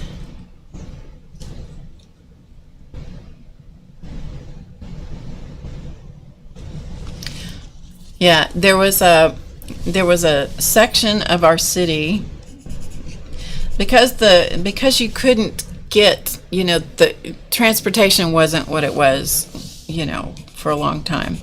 So in the downtown area, and this was stuff I learned from Warren, in the downtown area of our city, they would have a grocery store or a general store, like every little bit. Like here, there'd be one on this block and one on the next block and one on the next block, and livery stables for horses and that kind of thing. And regularly there would be a fire, because all of these things were wooden construction. And so and if there was a fire, and there were a lot of fires, in fact, that was one of Warren's primary sources of information, is he would use they're called the Sanford fire maps. And so he would use those fire maps to reference and cross-reference things about various buildings and businesses, because you could tell when they weren't in business anymore because they weren't on the map, because they'd burned down. And there were some fires that were just awful, just terrible. And I even remember as a kid, grade school age, there still were some really terrible fires downtown. And I haven't heard anything about really bad fires down there in a long time. So they've been able to stem that situation. But yeah, we used to go through the fire maps, and when I was helping him with research. I mean, it's like for somebody who didn't care about history, didn't know anything, you know, here I am researching with him. We've got these fire maps spread out, and we're looking at stuff and cross-referencing, and it's like, I should have paid attention when I was in school. I should have paid more attention. Should have paid more attention. But thanks to Warren, I did develop an appreciation for our community, for sure. And he wrote a book. When I started working for him, he was working on a book called Historic Downtown Columbia. And because he owned some buildings downtown. And so he loved the downtown area. And he loved the history of the buildings. And when I started helping him with that, because he needed somebody to do the typing for him, and when we started doing that, because I'd lived here all my life in the same community, there's been tons of changes here, tons and tons of changes, obviously.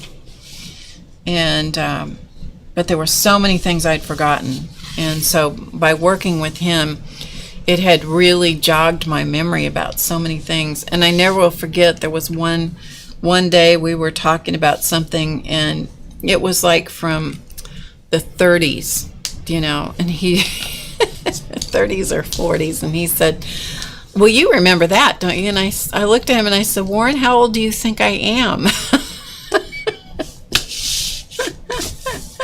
Like, how old do you think I am? Oh, shoot. Funny. Anyway, he goes, oh, yeah, I guess you're not that old. And I said, well, fortunately, no, I'm not. Okay, so let's take a look at what I did on the one that is similar to this. It's honestly, I like this one better.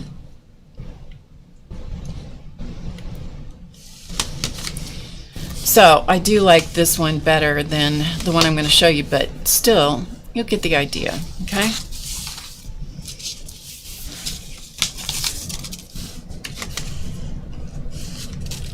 So this is the same. Let's switch cameras here. Just switch.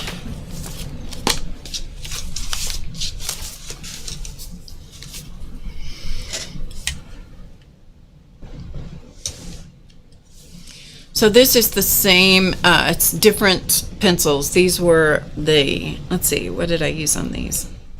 I think I used ink tints on this. Yeah, I'm pretty sure I used ink tints on these.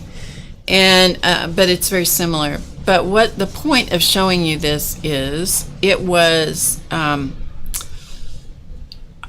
absolutely did not like this mandala. Did not like it until I started just letting go of not liking it. And once I let go of that and just started allowing it to just show up, and I've got you zoomed way in, you would never look at it this close up. You could look at it more like, maybe like that, right? That's more how you would take this mandala in to look at it. You don't see all the imperfections and how this section's not the same size as that one, and this line is a double line and that one's too thick and that kind of stuff. You don't see any of that, right?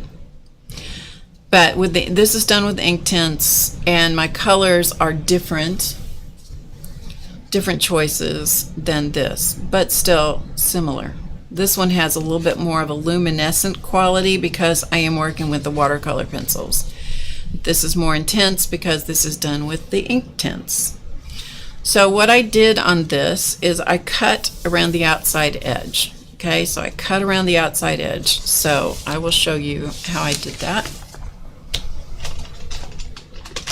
I just grabbed a pair of scissors.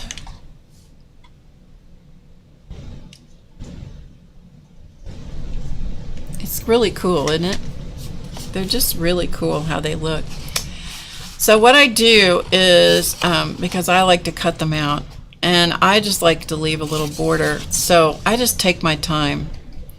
And I leave a little border, and I usually, when I'm doing this kind of stuff, I've got something going on in the background. Either I'm listening to a podcast, or I've got a YouTube video playing in the background or something. But I just leave a little border. And because this is 140-pound watercolor paper, it's got some thickness to it. So you need to have a pair of scissors. It's got, some cutting power. I don't use a pair of serrated blades for this because I want the cut to be smooth, because that's what I like. But I like to leave that little hint of the background peeking around the edge. So I get as far as I want to go, because I don't try and do it all in one go. And then I just chunk off a piece of the background. Then these pieces like this I use for testing and whatever, until I'm tired of them floating around, then I throw them away. Okay, so I'll cut out another half of this one, and then we'll play around with it a little bit. Oops.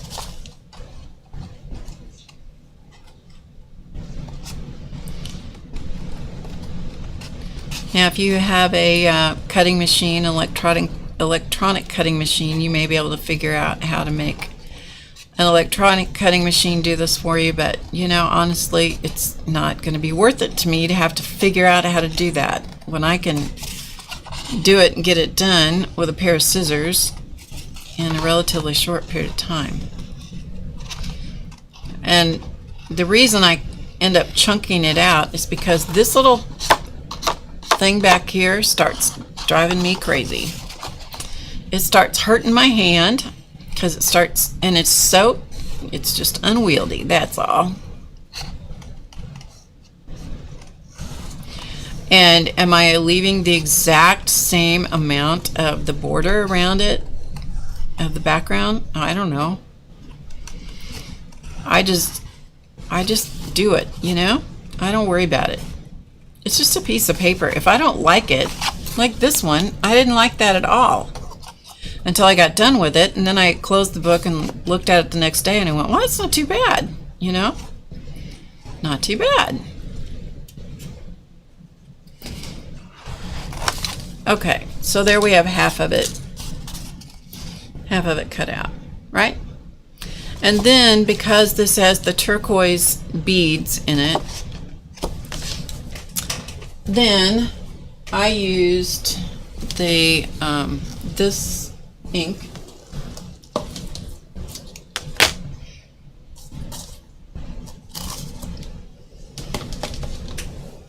and I use a little sponge. So this is aquamarine, so then I use a little sponge, and then I went around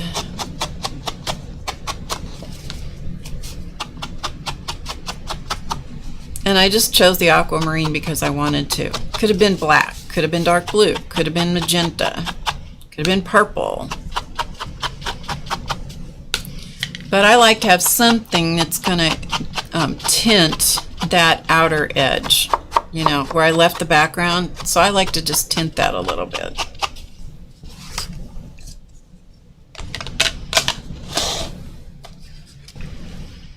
Okay.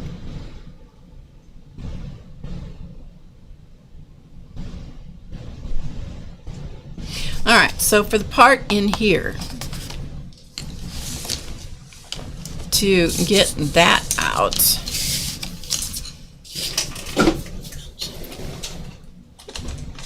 then I just use a craft knife.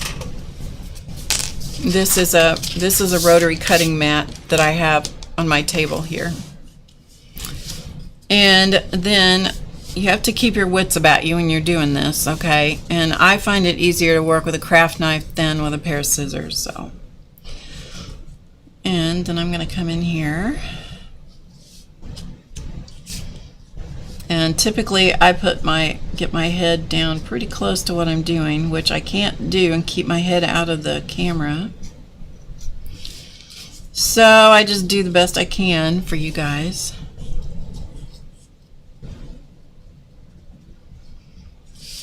But I leave the craft knife. If I have to reposition, I leave the craft knife in the work. Okay, so the knife is still in it. See that? If I pick it up, the knife pulls the whole thing up.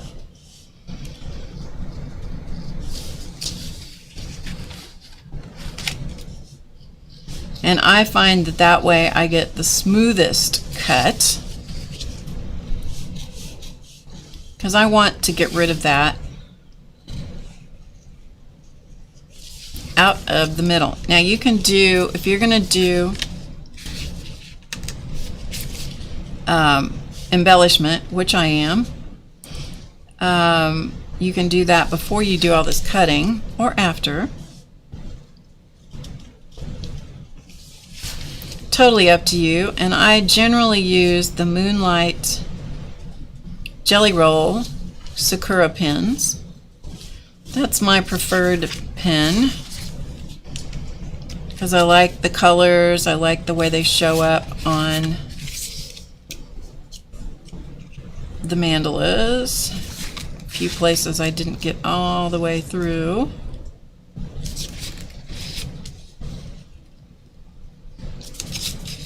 There we go.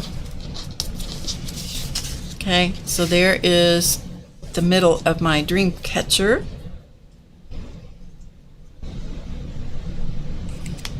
Oh, good, Marion. And then I like to come back and again use an ink to color the edge of that watercolor paper.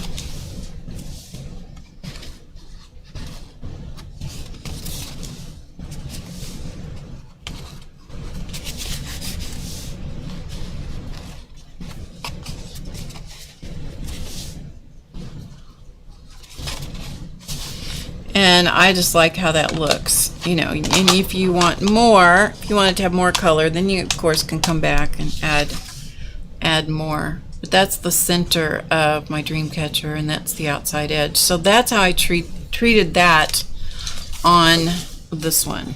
Okay? And you'll notice that there are words in there. And what I did is I put this on my page, and I used 3-in-1 glue to glue this in place. That's what I used. Most of the time I will use like a score tape. But I decided to use 3-in-1 because I wanted to see how it worked, and it was fine. It didn't warp the back side of the page, so that's what I used on this one. And then in the middle, I just made a list of things that I wanted to put in the center of this. So a dream catcher is for the purpose of catching bad dreams and letting the good dreams pass through. So I just decided to use that as an opportunity for affirmation type things. So this one I had these written out, you know, so that's what's in the middle here. I am calm, I am centered, I am capable, I am creative, I am open. And on this one, some other ones I might use are I am present, I am grateful, I am focused, I am open. So, you know, whatever you want. Do you have to do that? No, you do whatever you want. And then to make it I like to usually go beyond the edge of the mandala, so I picked up a color. This is actually a purple out here. It's one of the new Moonlight colors, kind of a lavender purple, and I pulled that color out here and just put dots around the edge because I like that. Some people might like something else, but that's what I like. And then for the beads, I put a little white highlight opposite the edge where the dark color is. I put in a little white highlight to make those look a little bit more like beads. So that's what I did. So that kind of takes you through the whole process of how this mandala is put together. So maybe what I'll do is do a little bit of line work on this one. I'll give you a choice. Would you rather see some embellishment with the pins on this one, or would you rather see how I add color on this one? Let's see what you guys want. So number 1, if you want me to continue working on this one, and the number 2, if you want me to work on this one. 1 for this, 2 for this.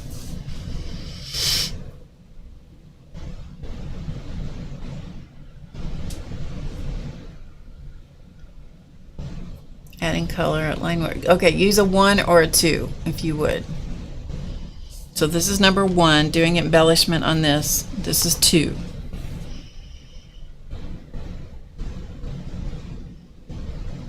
Okay, it's looking like the number 1s are going to win here.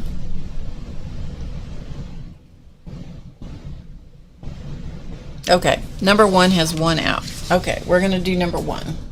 So we're going to do a little bit of embellishment on this one. Alright, you're going to see my head here because I got to bend over. Let me see if this camera is going to cooperate with me first. Just a second. Okay. Bless its little pea-picking heart. And it's just being hard. It's just being cantankerous. Okay. Alright, hang on just a minute. I'm just going to get my pens.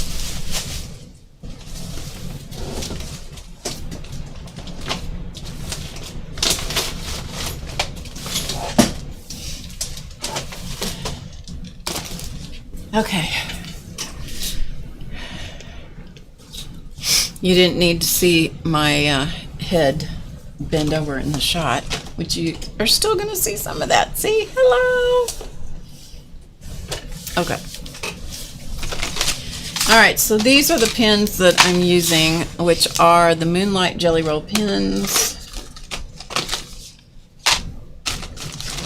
And then I have a black one. And I have all different kinds of pens.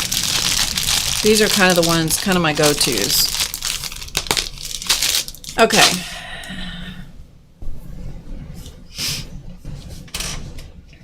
Hi, Josie Webb. Okay, so let's go to this one. And then you just kind of decide, and honestly, it just comes down to, if you plan how you're going to do every single thing on these, if you're going to plan it all out, hey Laura, if you're going to plan it all out in advance, you're going to drive yourself crazy. So I don't do that. I just pick a spot and I decide where it is I'm going to start, and I usually start in the center and work my way out. And then you can decide if, as on this one, I used kind of color on color to begin with. So I chose a color of pen that was very similar to what was in the space.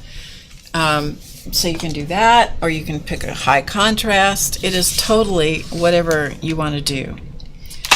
Then I have also the classic set of the Moonlight pens. If you're on a light background, these will show up.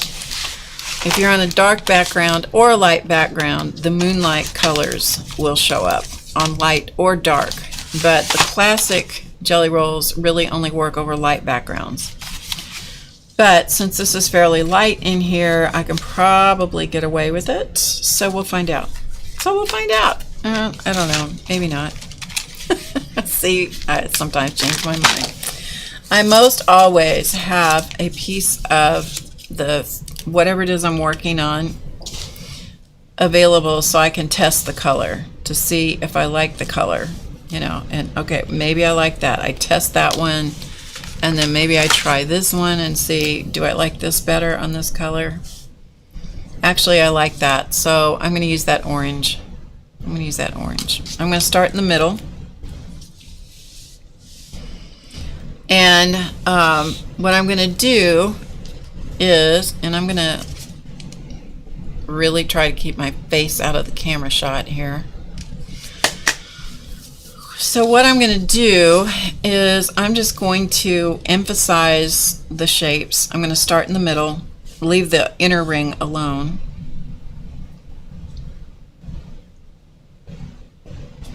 So as everything I've told you, I make a decision.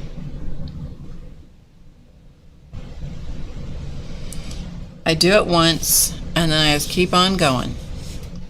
That is the entire secret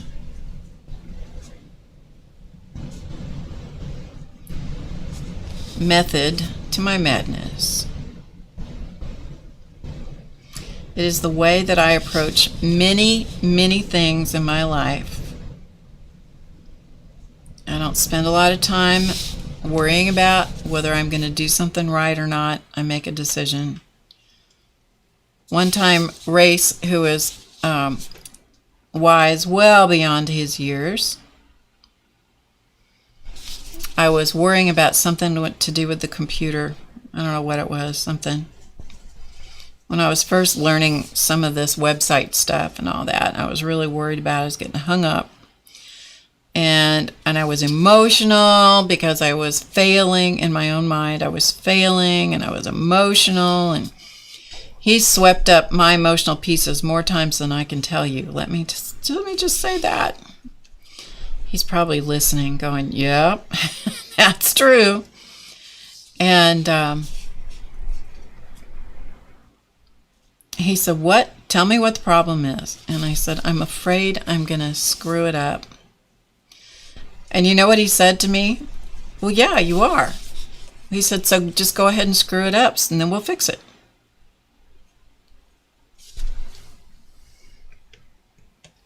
That's what he said to me.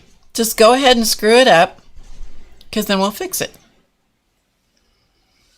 You know what? I went ahead with whatever it was that I was doing. I went ahead, and you know what? I didn't screw it up. I didn't screw it up. Okay, so that's what I've done to begin with. Simple, easy, easy. All right, then while I'm here, because that doesn't have enough punch, I'll do something else. And just to make it simple, I'm just going to put a smaller triangle in the middle, because that's what I feel like doing. And also, I don't like to do the same thing as I've done on the last one I did. I've done so many of the same mandala when I was needing to have options for the ebook, finished designs for the ebook. I was recreating the same mandala over and over in different colorways and all of that I was like, sometimes I'd get to the point where I'm like, I don't have another idea. That's where the cards come in. Cards, the Mandala Madness inspiration cards, are so handy when you get stuck, because then you can just pull one and do what it says, or you can just leaf through them and find something. You go, "Oh, I forgot about that." I do that all the time. And I made the deck. I do it all the time where I go back through them and go, "Oh, I forgot about doing that thing." Okay, so I have that.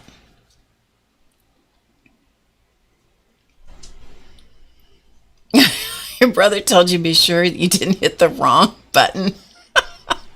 Well, that's encouraging. Okay, so we'll do that, and then let's just come in. I'm just going to put a dot in the middle, just because I can. And most of the times when I do dots on my mandalas, I don't do one color of dot. I'll start with one color of dot, and then I'll come back and add at least one, sometimes two additional colors on top of it. Okay?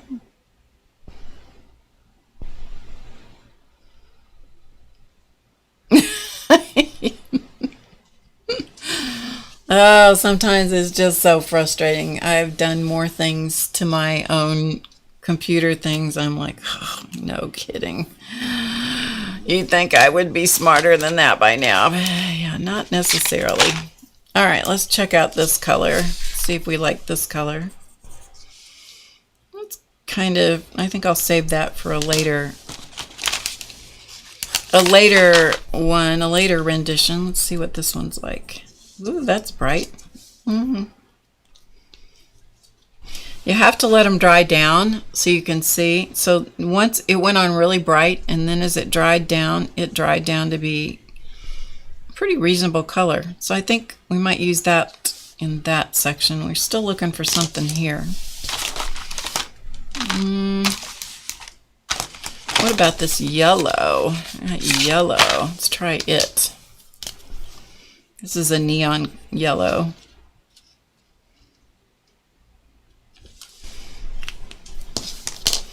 Or this one's going to probably knock my socks off. It's a really bright one.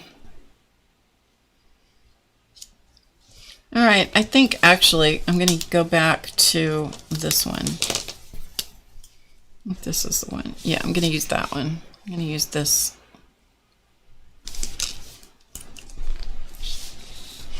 Okay, so Laura, I caught just a tiny bit of your stream the other day where you were talking about you were going to buy an RV or something in your dreams and take a, was it an RV or was it something else? I forgot now. No, this color isn't going to work. That's all right. You can always change it. See, sometimes I make a decision and then I go, oh no, that wasn't the right one. That was not the right decision at all. It's like, okay, whatever.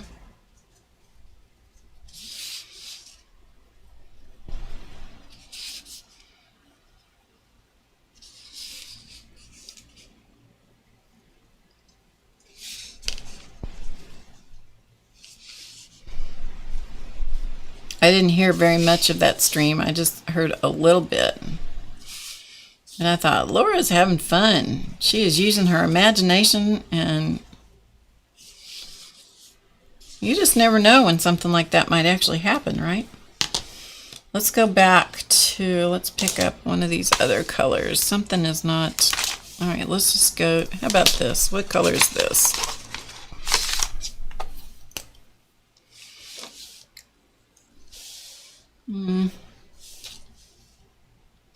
It's too brown for what I want. All right. Okay. Let's do, I'm just going to go for this color and not worry about it anymore. Yeah. Just do it, Barb. Just do it. So I'm going to come back over what I just did because you can't see it. Because sometimes that happens.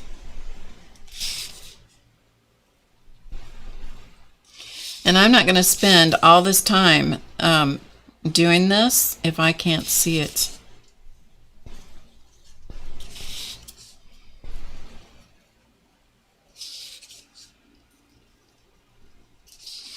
And I don't care how many wiggles. I don't count them.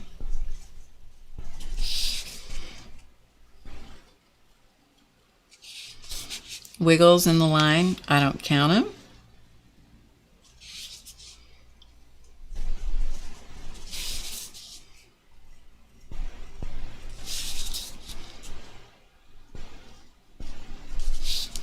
I'm just starting at one end of the shape and shooting to come to the other end of that shape.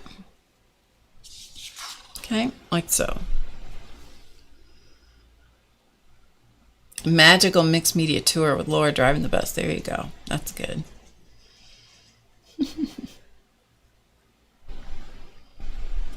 Okay, so when I do this motif like this, I most of the time will put dots as well because I like it.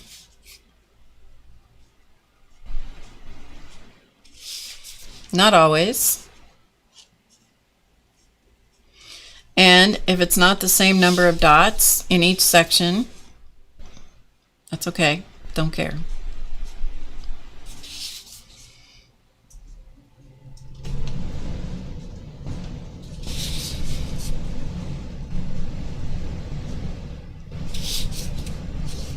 My tummy is telling me that it is demanding to be fed. I'm telling you.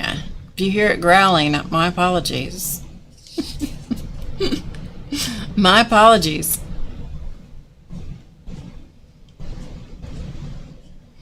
Now usually I do all of the embellishment work first and then I cut it out, but I just wanted to make sure that I showed you what my plan was.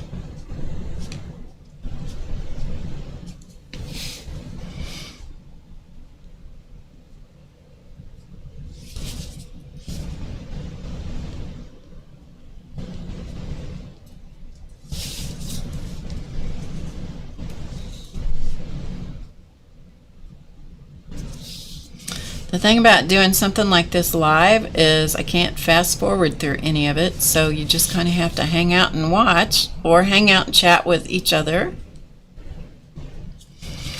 Okay, so you see how that is beginning to build the design.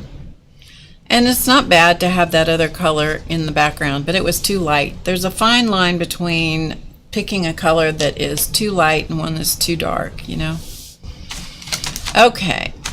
Let's go to the next one. Let's see what this color is.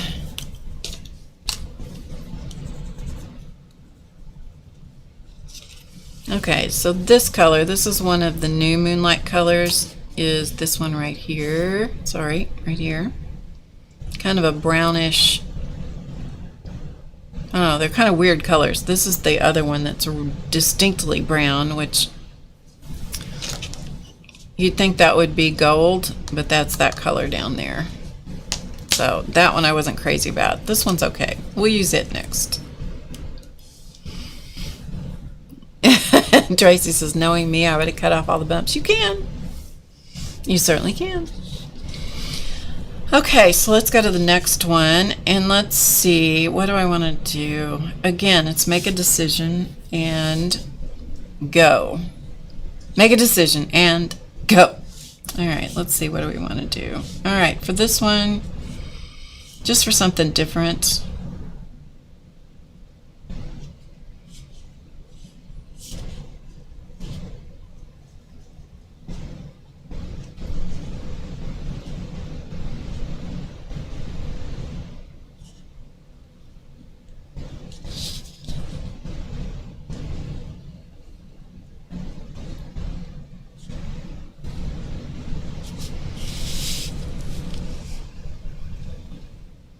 and often when I'm getting started doing something, you'll see me draw it in the air first, and that's just what I do.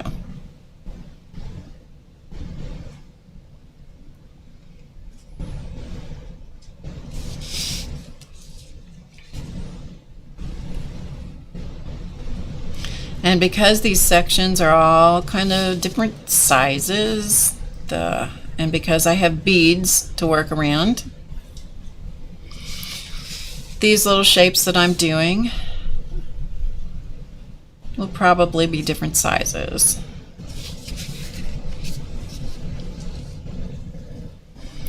But I'm only concerned with the shape that I'm working in that exact moment. Now see how misshapen this one is?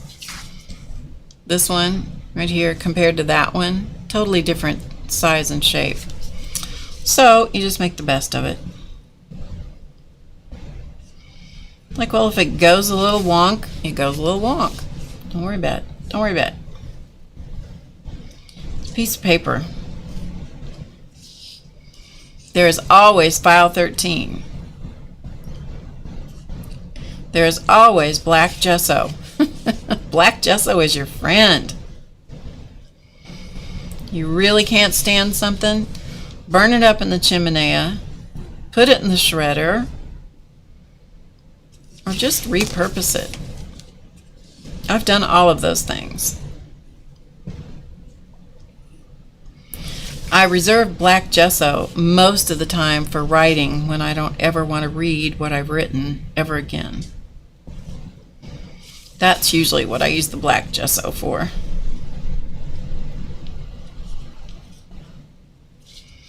Okay, so we have that little motif going on. Actually, what I'm going to do before I go any further is I'm going to add to it. Let's see.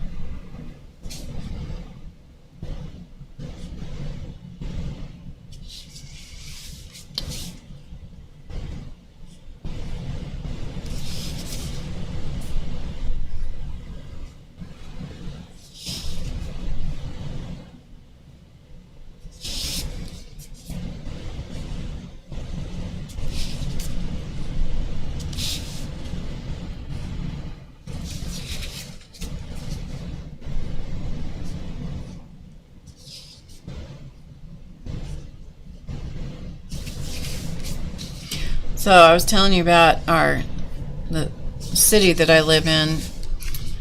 The different sections of the city had different names. One of the sections of our city was called Sharp End, S-H-A-R-P, Sharp End. Interesting name, huh? All right, let's go back to this orange, the original orange. It's one of the things I like to do is to repeat the colors throughout if I can work it in. So, whoops, what's the matter with me? I stopped before I got finished with the job at hand. What is wrong with me? I don't know. I quit too soon.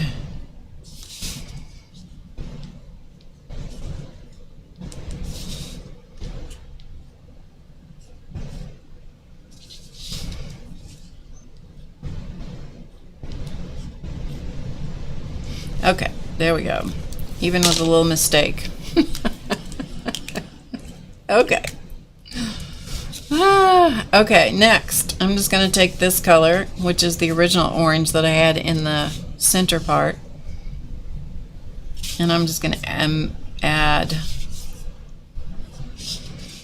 to bring that color out.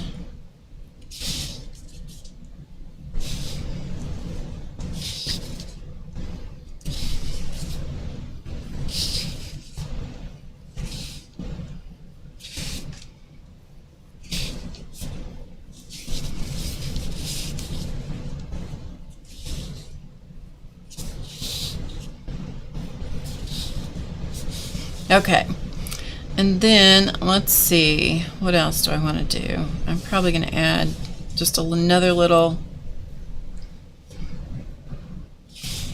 one of these. Just another one of these, whatever these are.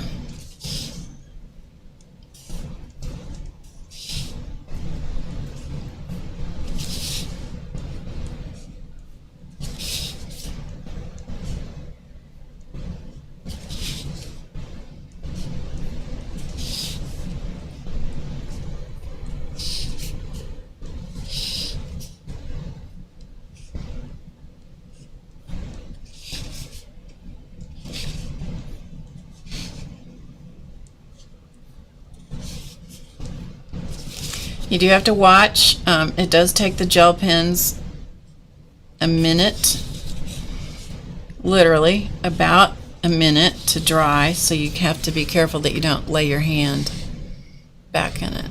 Okay, so you see how that's coming along. Okay, let's go to the next section out here. Let's see, what color was I going to use out here? Maybe this one. Yeah, I think I'll use this color out here. Okay, so just to kind of repeat the idea in here, I'm just going to mimic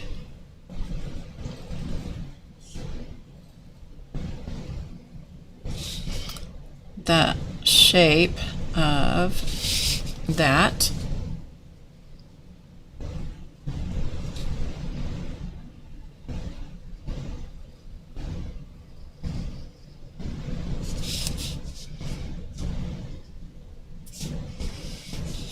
Hopefully I'm keeping it where you guys can see what I'm doing.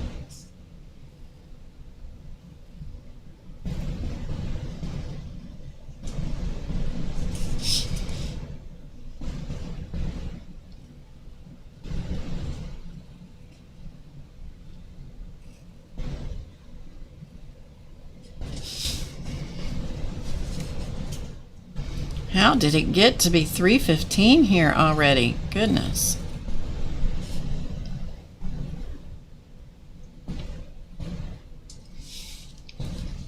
One of the first stories that Warren and I worked on together was about Maud and her girls.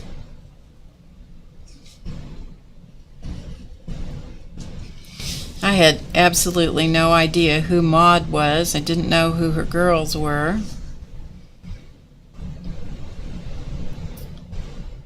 And I learned that Maud was a madam, and her girls was her stable of working girls.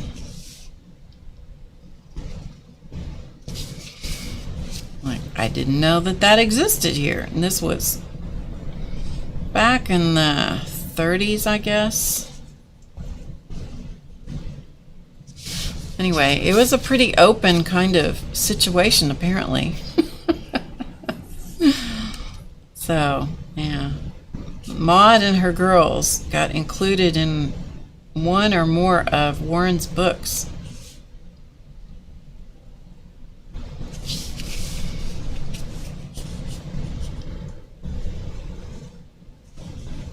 The things you can learn.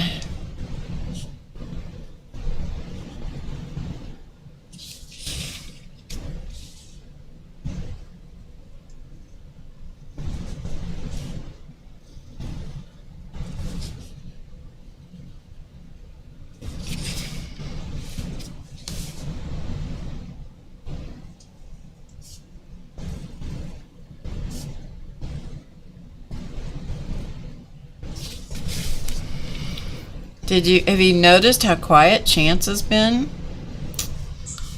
He's so quiet. If I let him come out, I mean, the cat has an internal clock, let me tell you.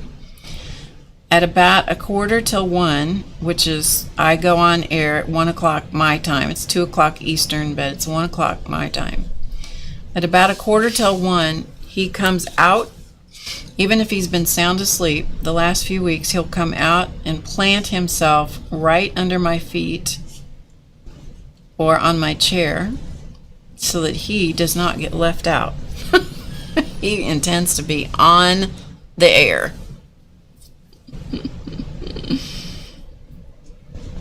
Hey, Tam. Hi, Karen. What you looking for? The Moonlight Jelly Rolls. You can get them from Amazon. You can get them usually at a craft store. Jet Pens has them because I bought them at Jet Pens. My last set. This is my replacement set in case, because these other ones are getting low. So I bought them as a set like this. So this is all of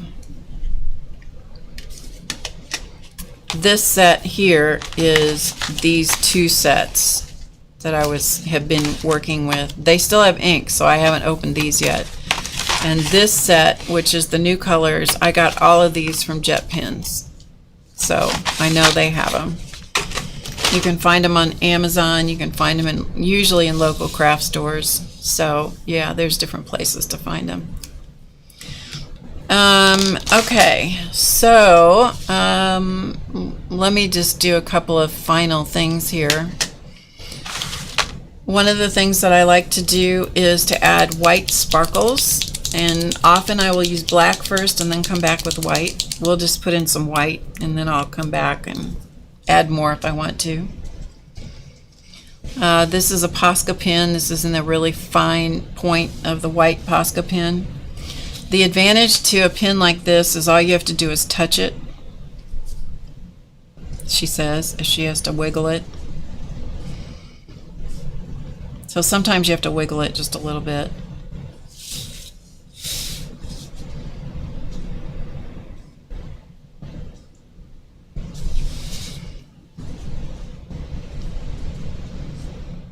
But don't put pressure on it. If you put pressure and you push down with the paint pen, you're going to splat, and you're not going to be happy about that. If this doesn't stay white enough, then I'll come back and add another white later. another layer of white, shall we say.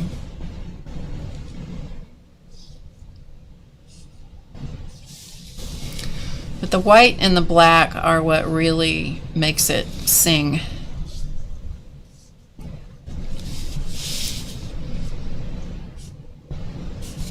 Okay, like so. I'll show you the black.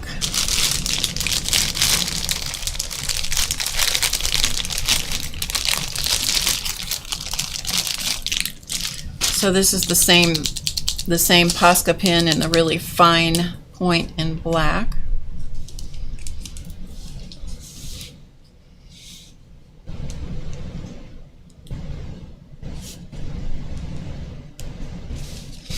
You can use other paint pens. You do not have to use this particular paint pen. It just happens to be what I like. But trust me, I have plenty of paint pens in different colors and different sizes of tips in the Poscas as well. The Poscas, for me, don't seem to clog up, and so that's one thing that I really like about them. But you may live in a different environment, a different, your surroundings, if it's really dry, really humid, or whatever may affect the pens. I mean, just because I have really good luck with something doesn't mean that that's a guarantee that everybody else is going to have a great time with them.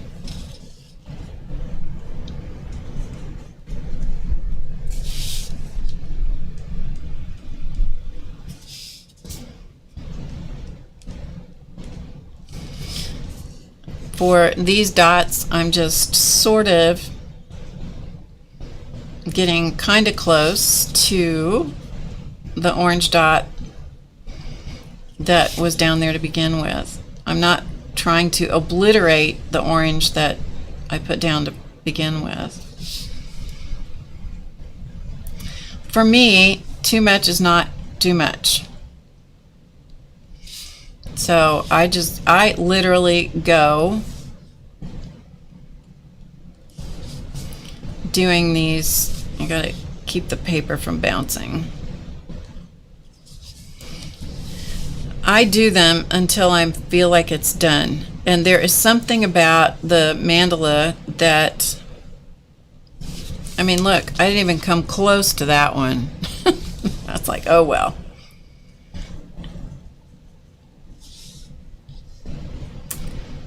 There's something about it that you know when it's done. It's done when it's done. Okay, so I do that. Let's see, what else? Maybe on this one I'll come...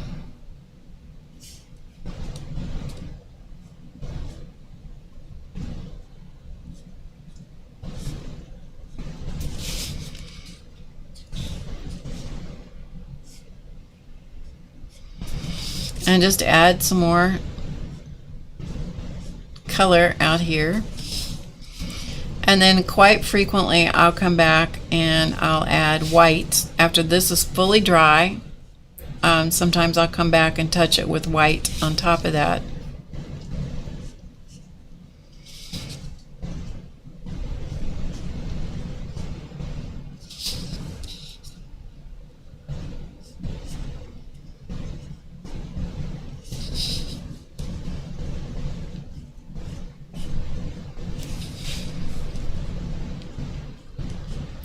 Lots of dots, because I like dots.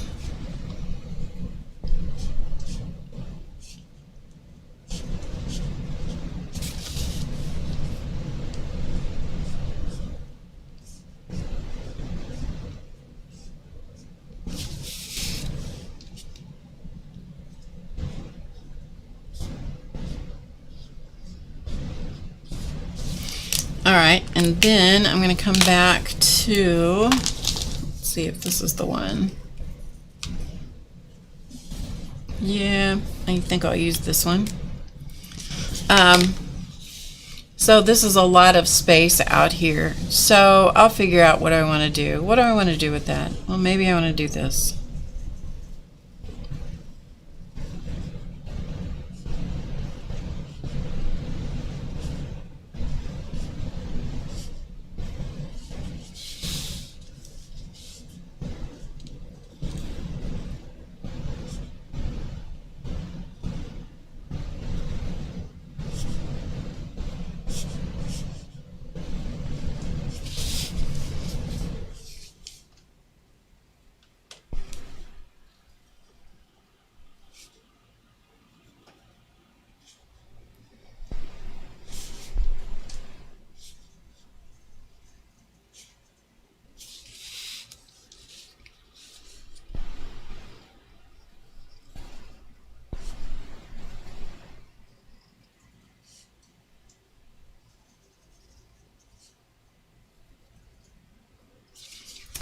See, and I'll just add, make a decision, repeat it, add a dot if necessary. It's always necessary. You guys have a dot. There's always room for a dot. Right, Dorothy? See, like that. And then I just keep going. Then I'll do something out here, but I don't know what yet. So let's zoom out so you can see it a little bit in total, where we are at this point.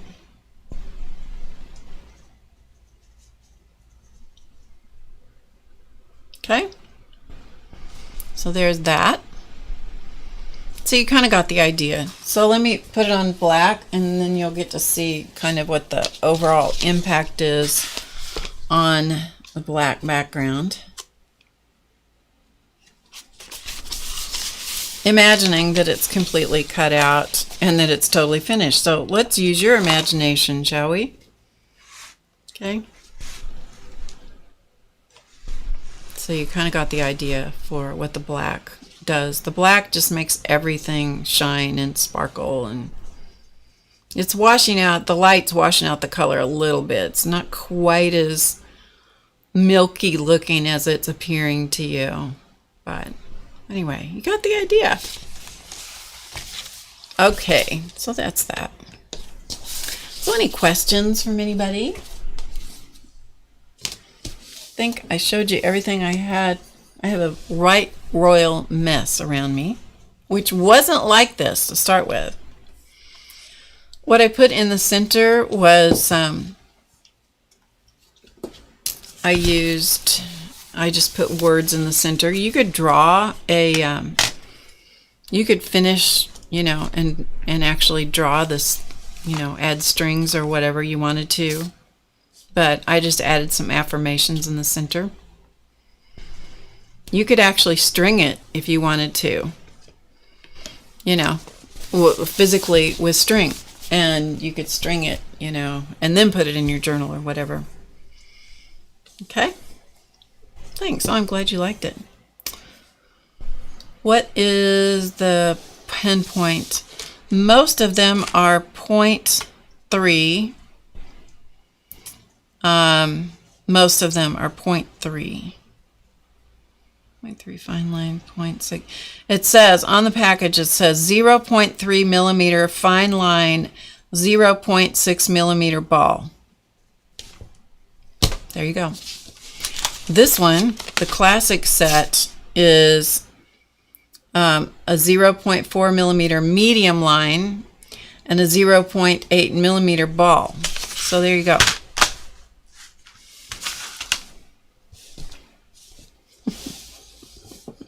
Yeah, you can put a chicken in the middle. That's right. Wish there was a way to do mandala faces. That's a good thought. Okay, any questions? If not, Happy July is the code.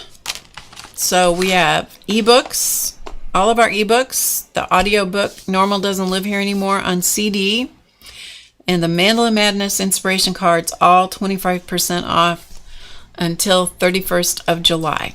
Okay? And the code is Happy July. So get them while you're thinking about it. If you're going to get cards, you might as well get more than one deck, so you have one to play with and one to enjoy, one to keep, one to play with. Okay, I'm going to go. Thank you so much for joining me. I really appreciate your time. I appreciate everything that you do to make this successful for me, which is to be here and chat with me and chat with each other and just be a part of the HowToGetCreative.com world. So thanks for being here, everybody. Remember to get creative today because you know it's easy, and I'll see you again next Friday. Might have a guest that day. You just never know. I'll see you next Friday at 2 p.m. Eastern. That's the plan. See you then. Bye, everybody.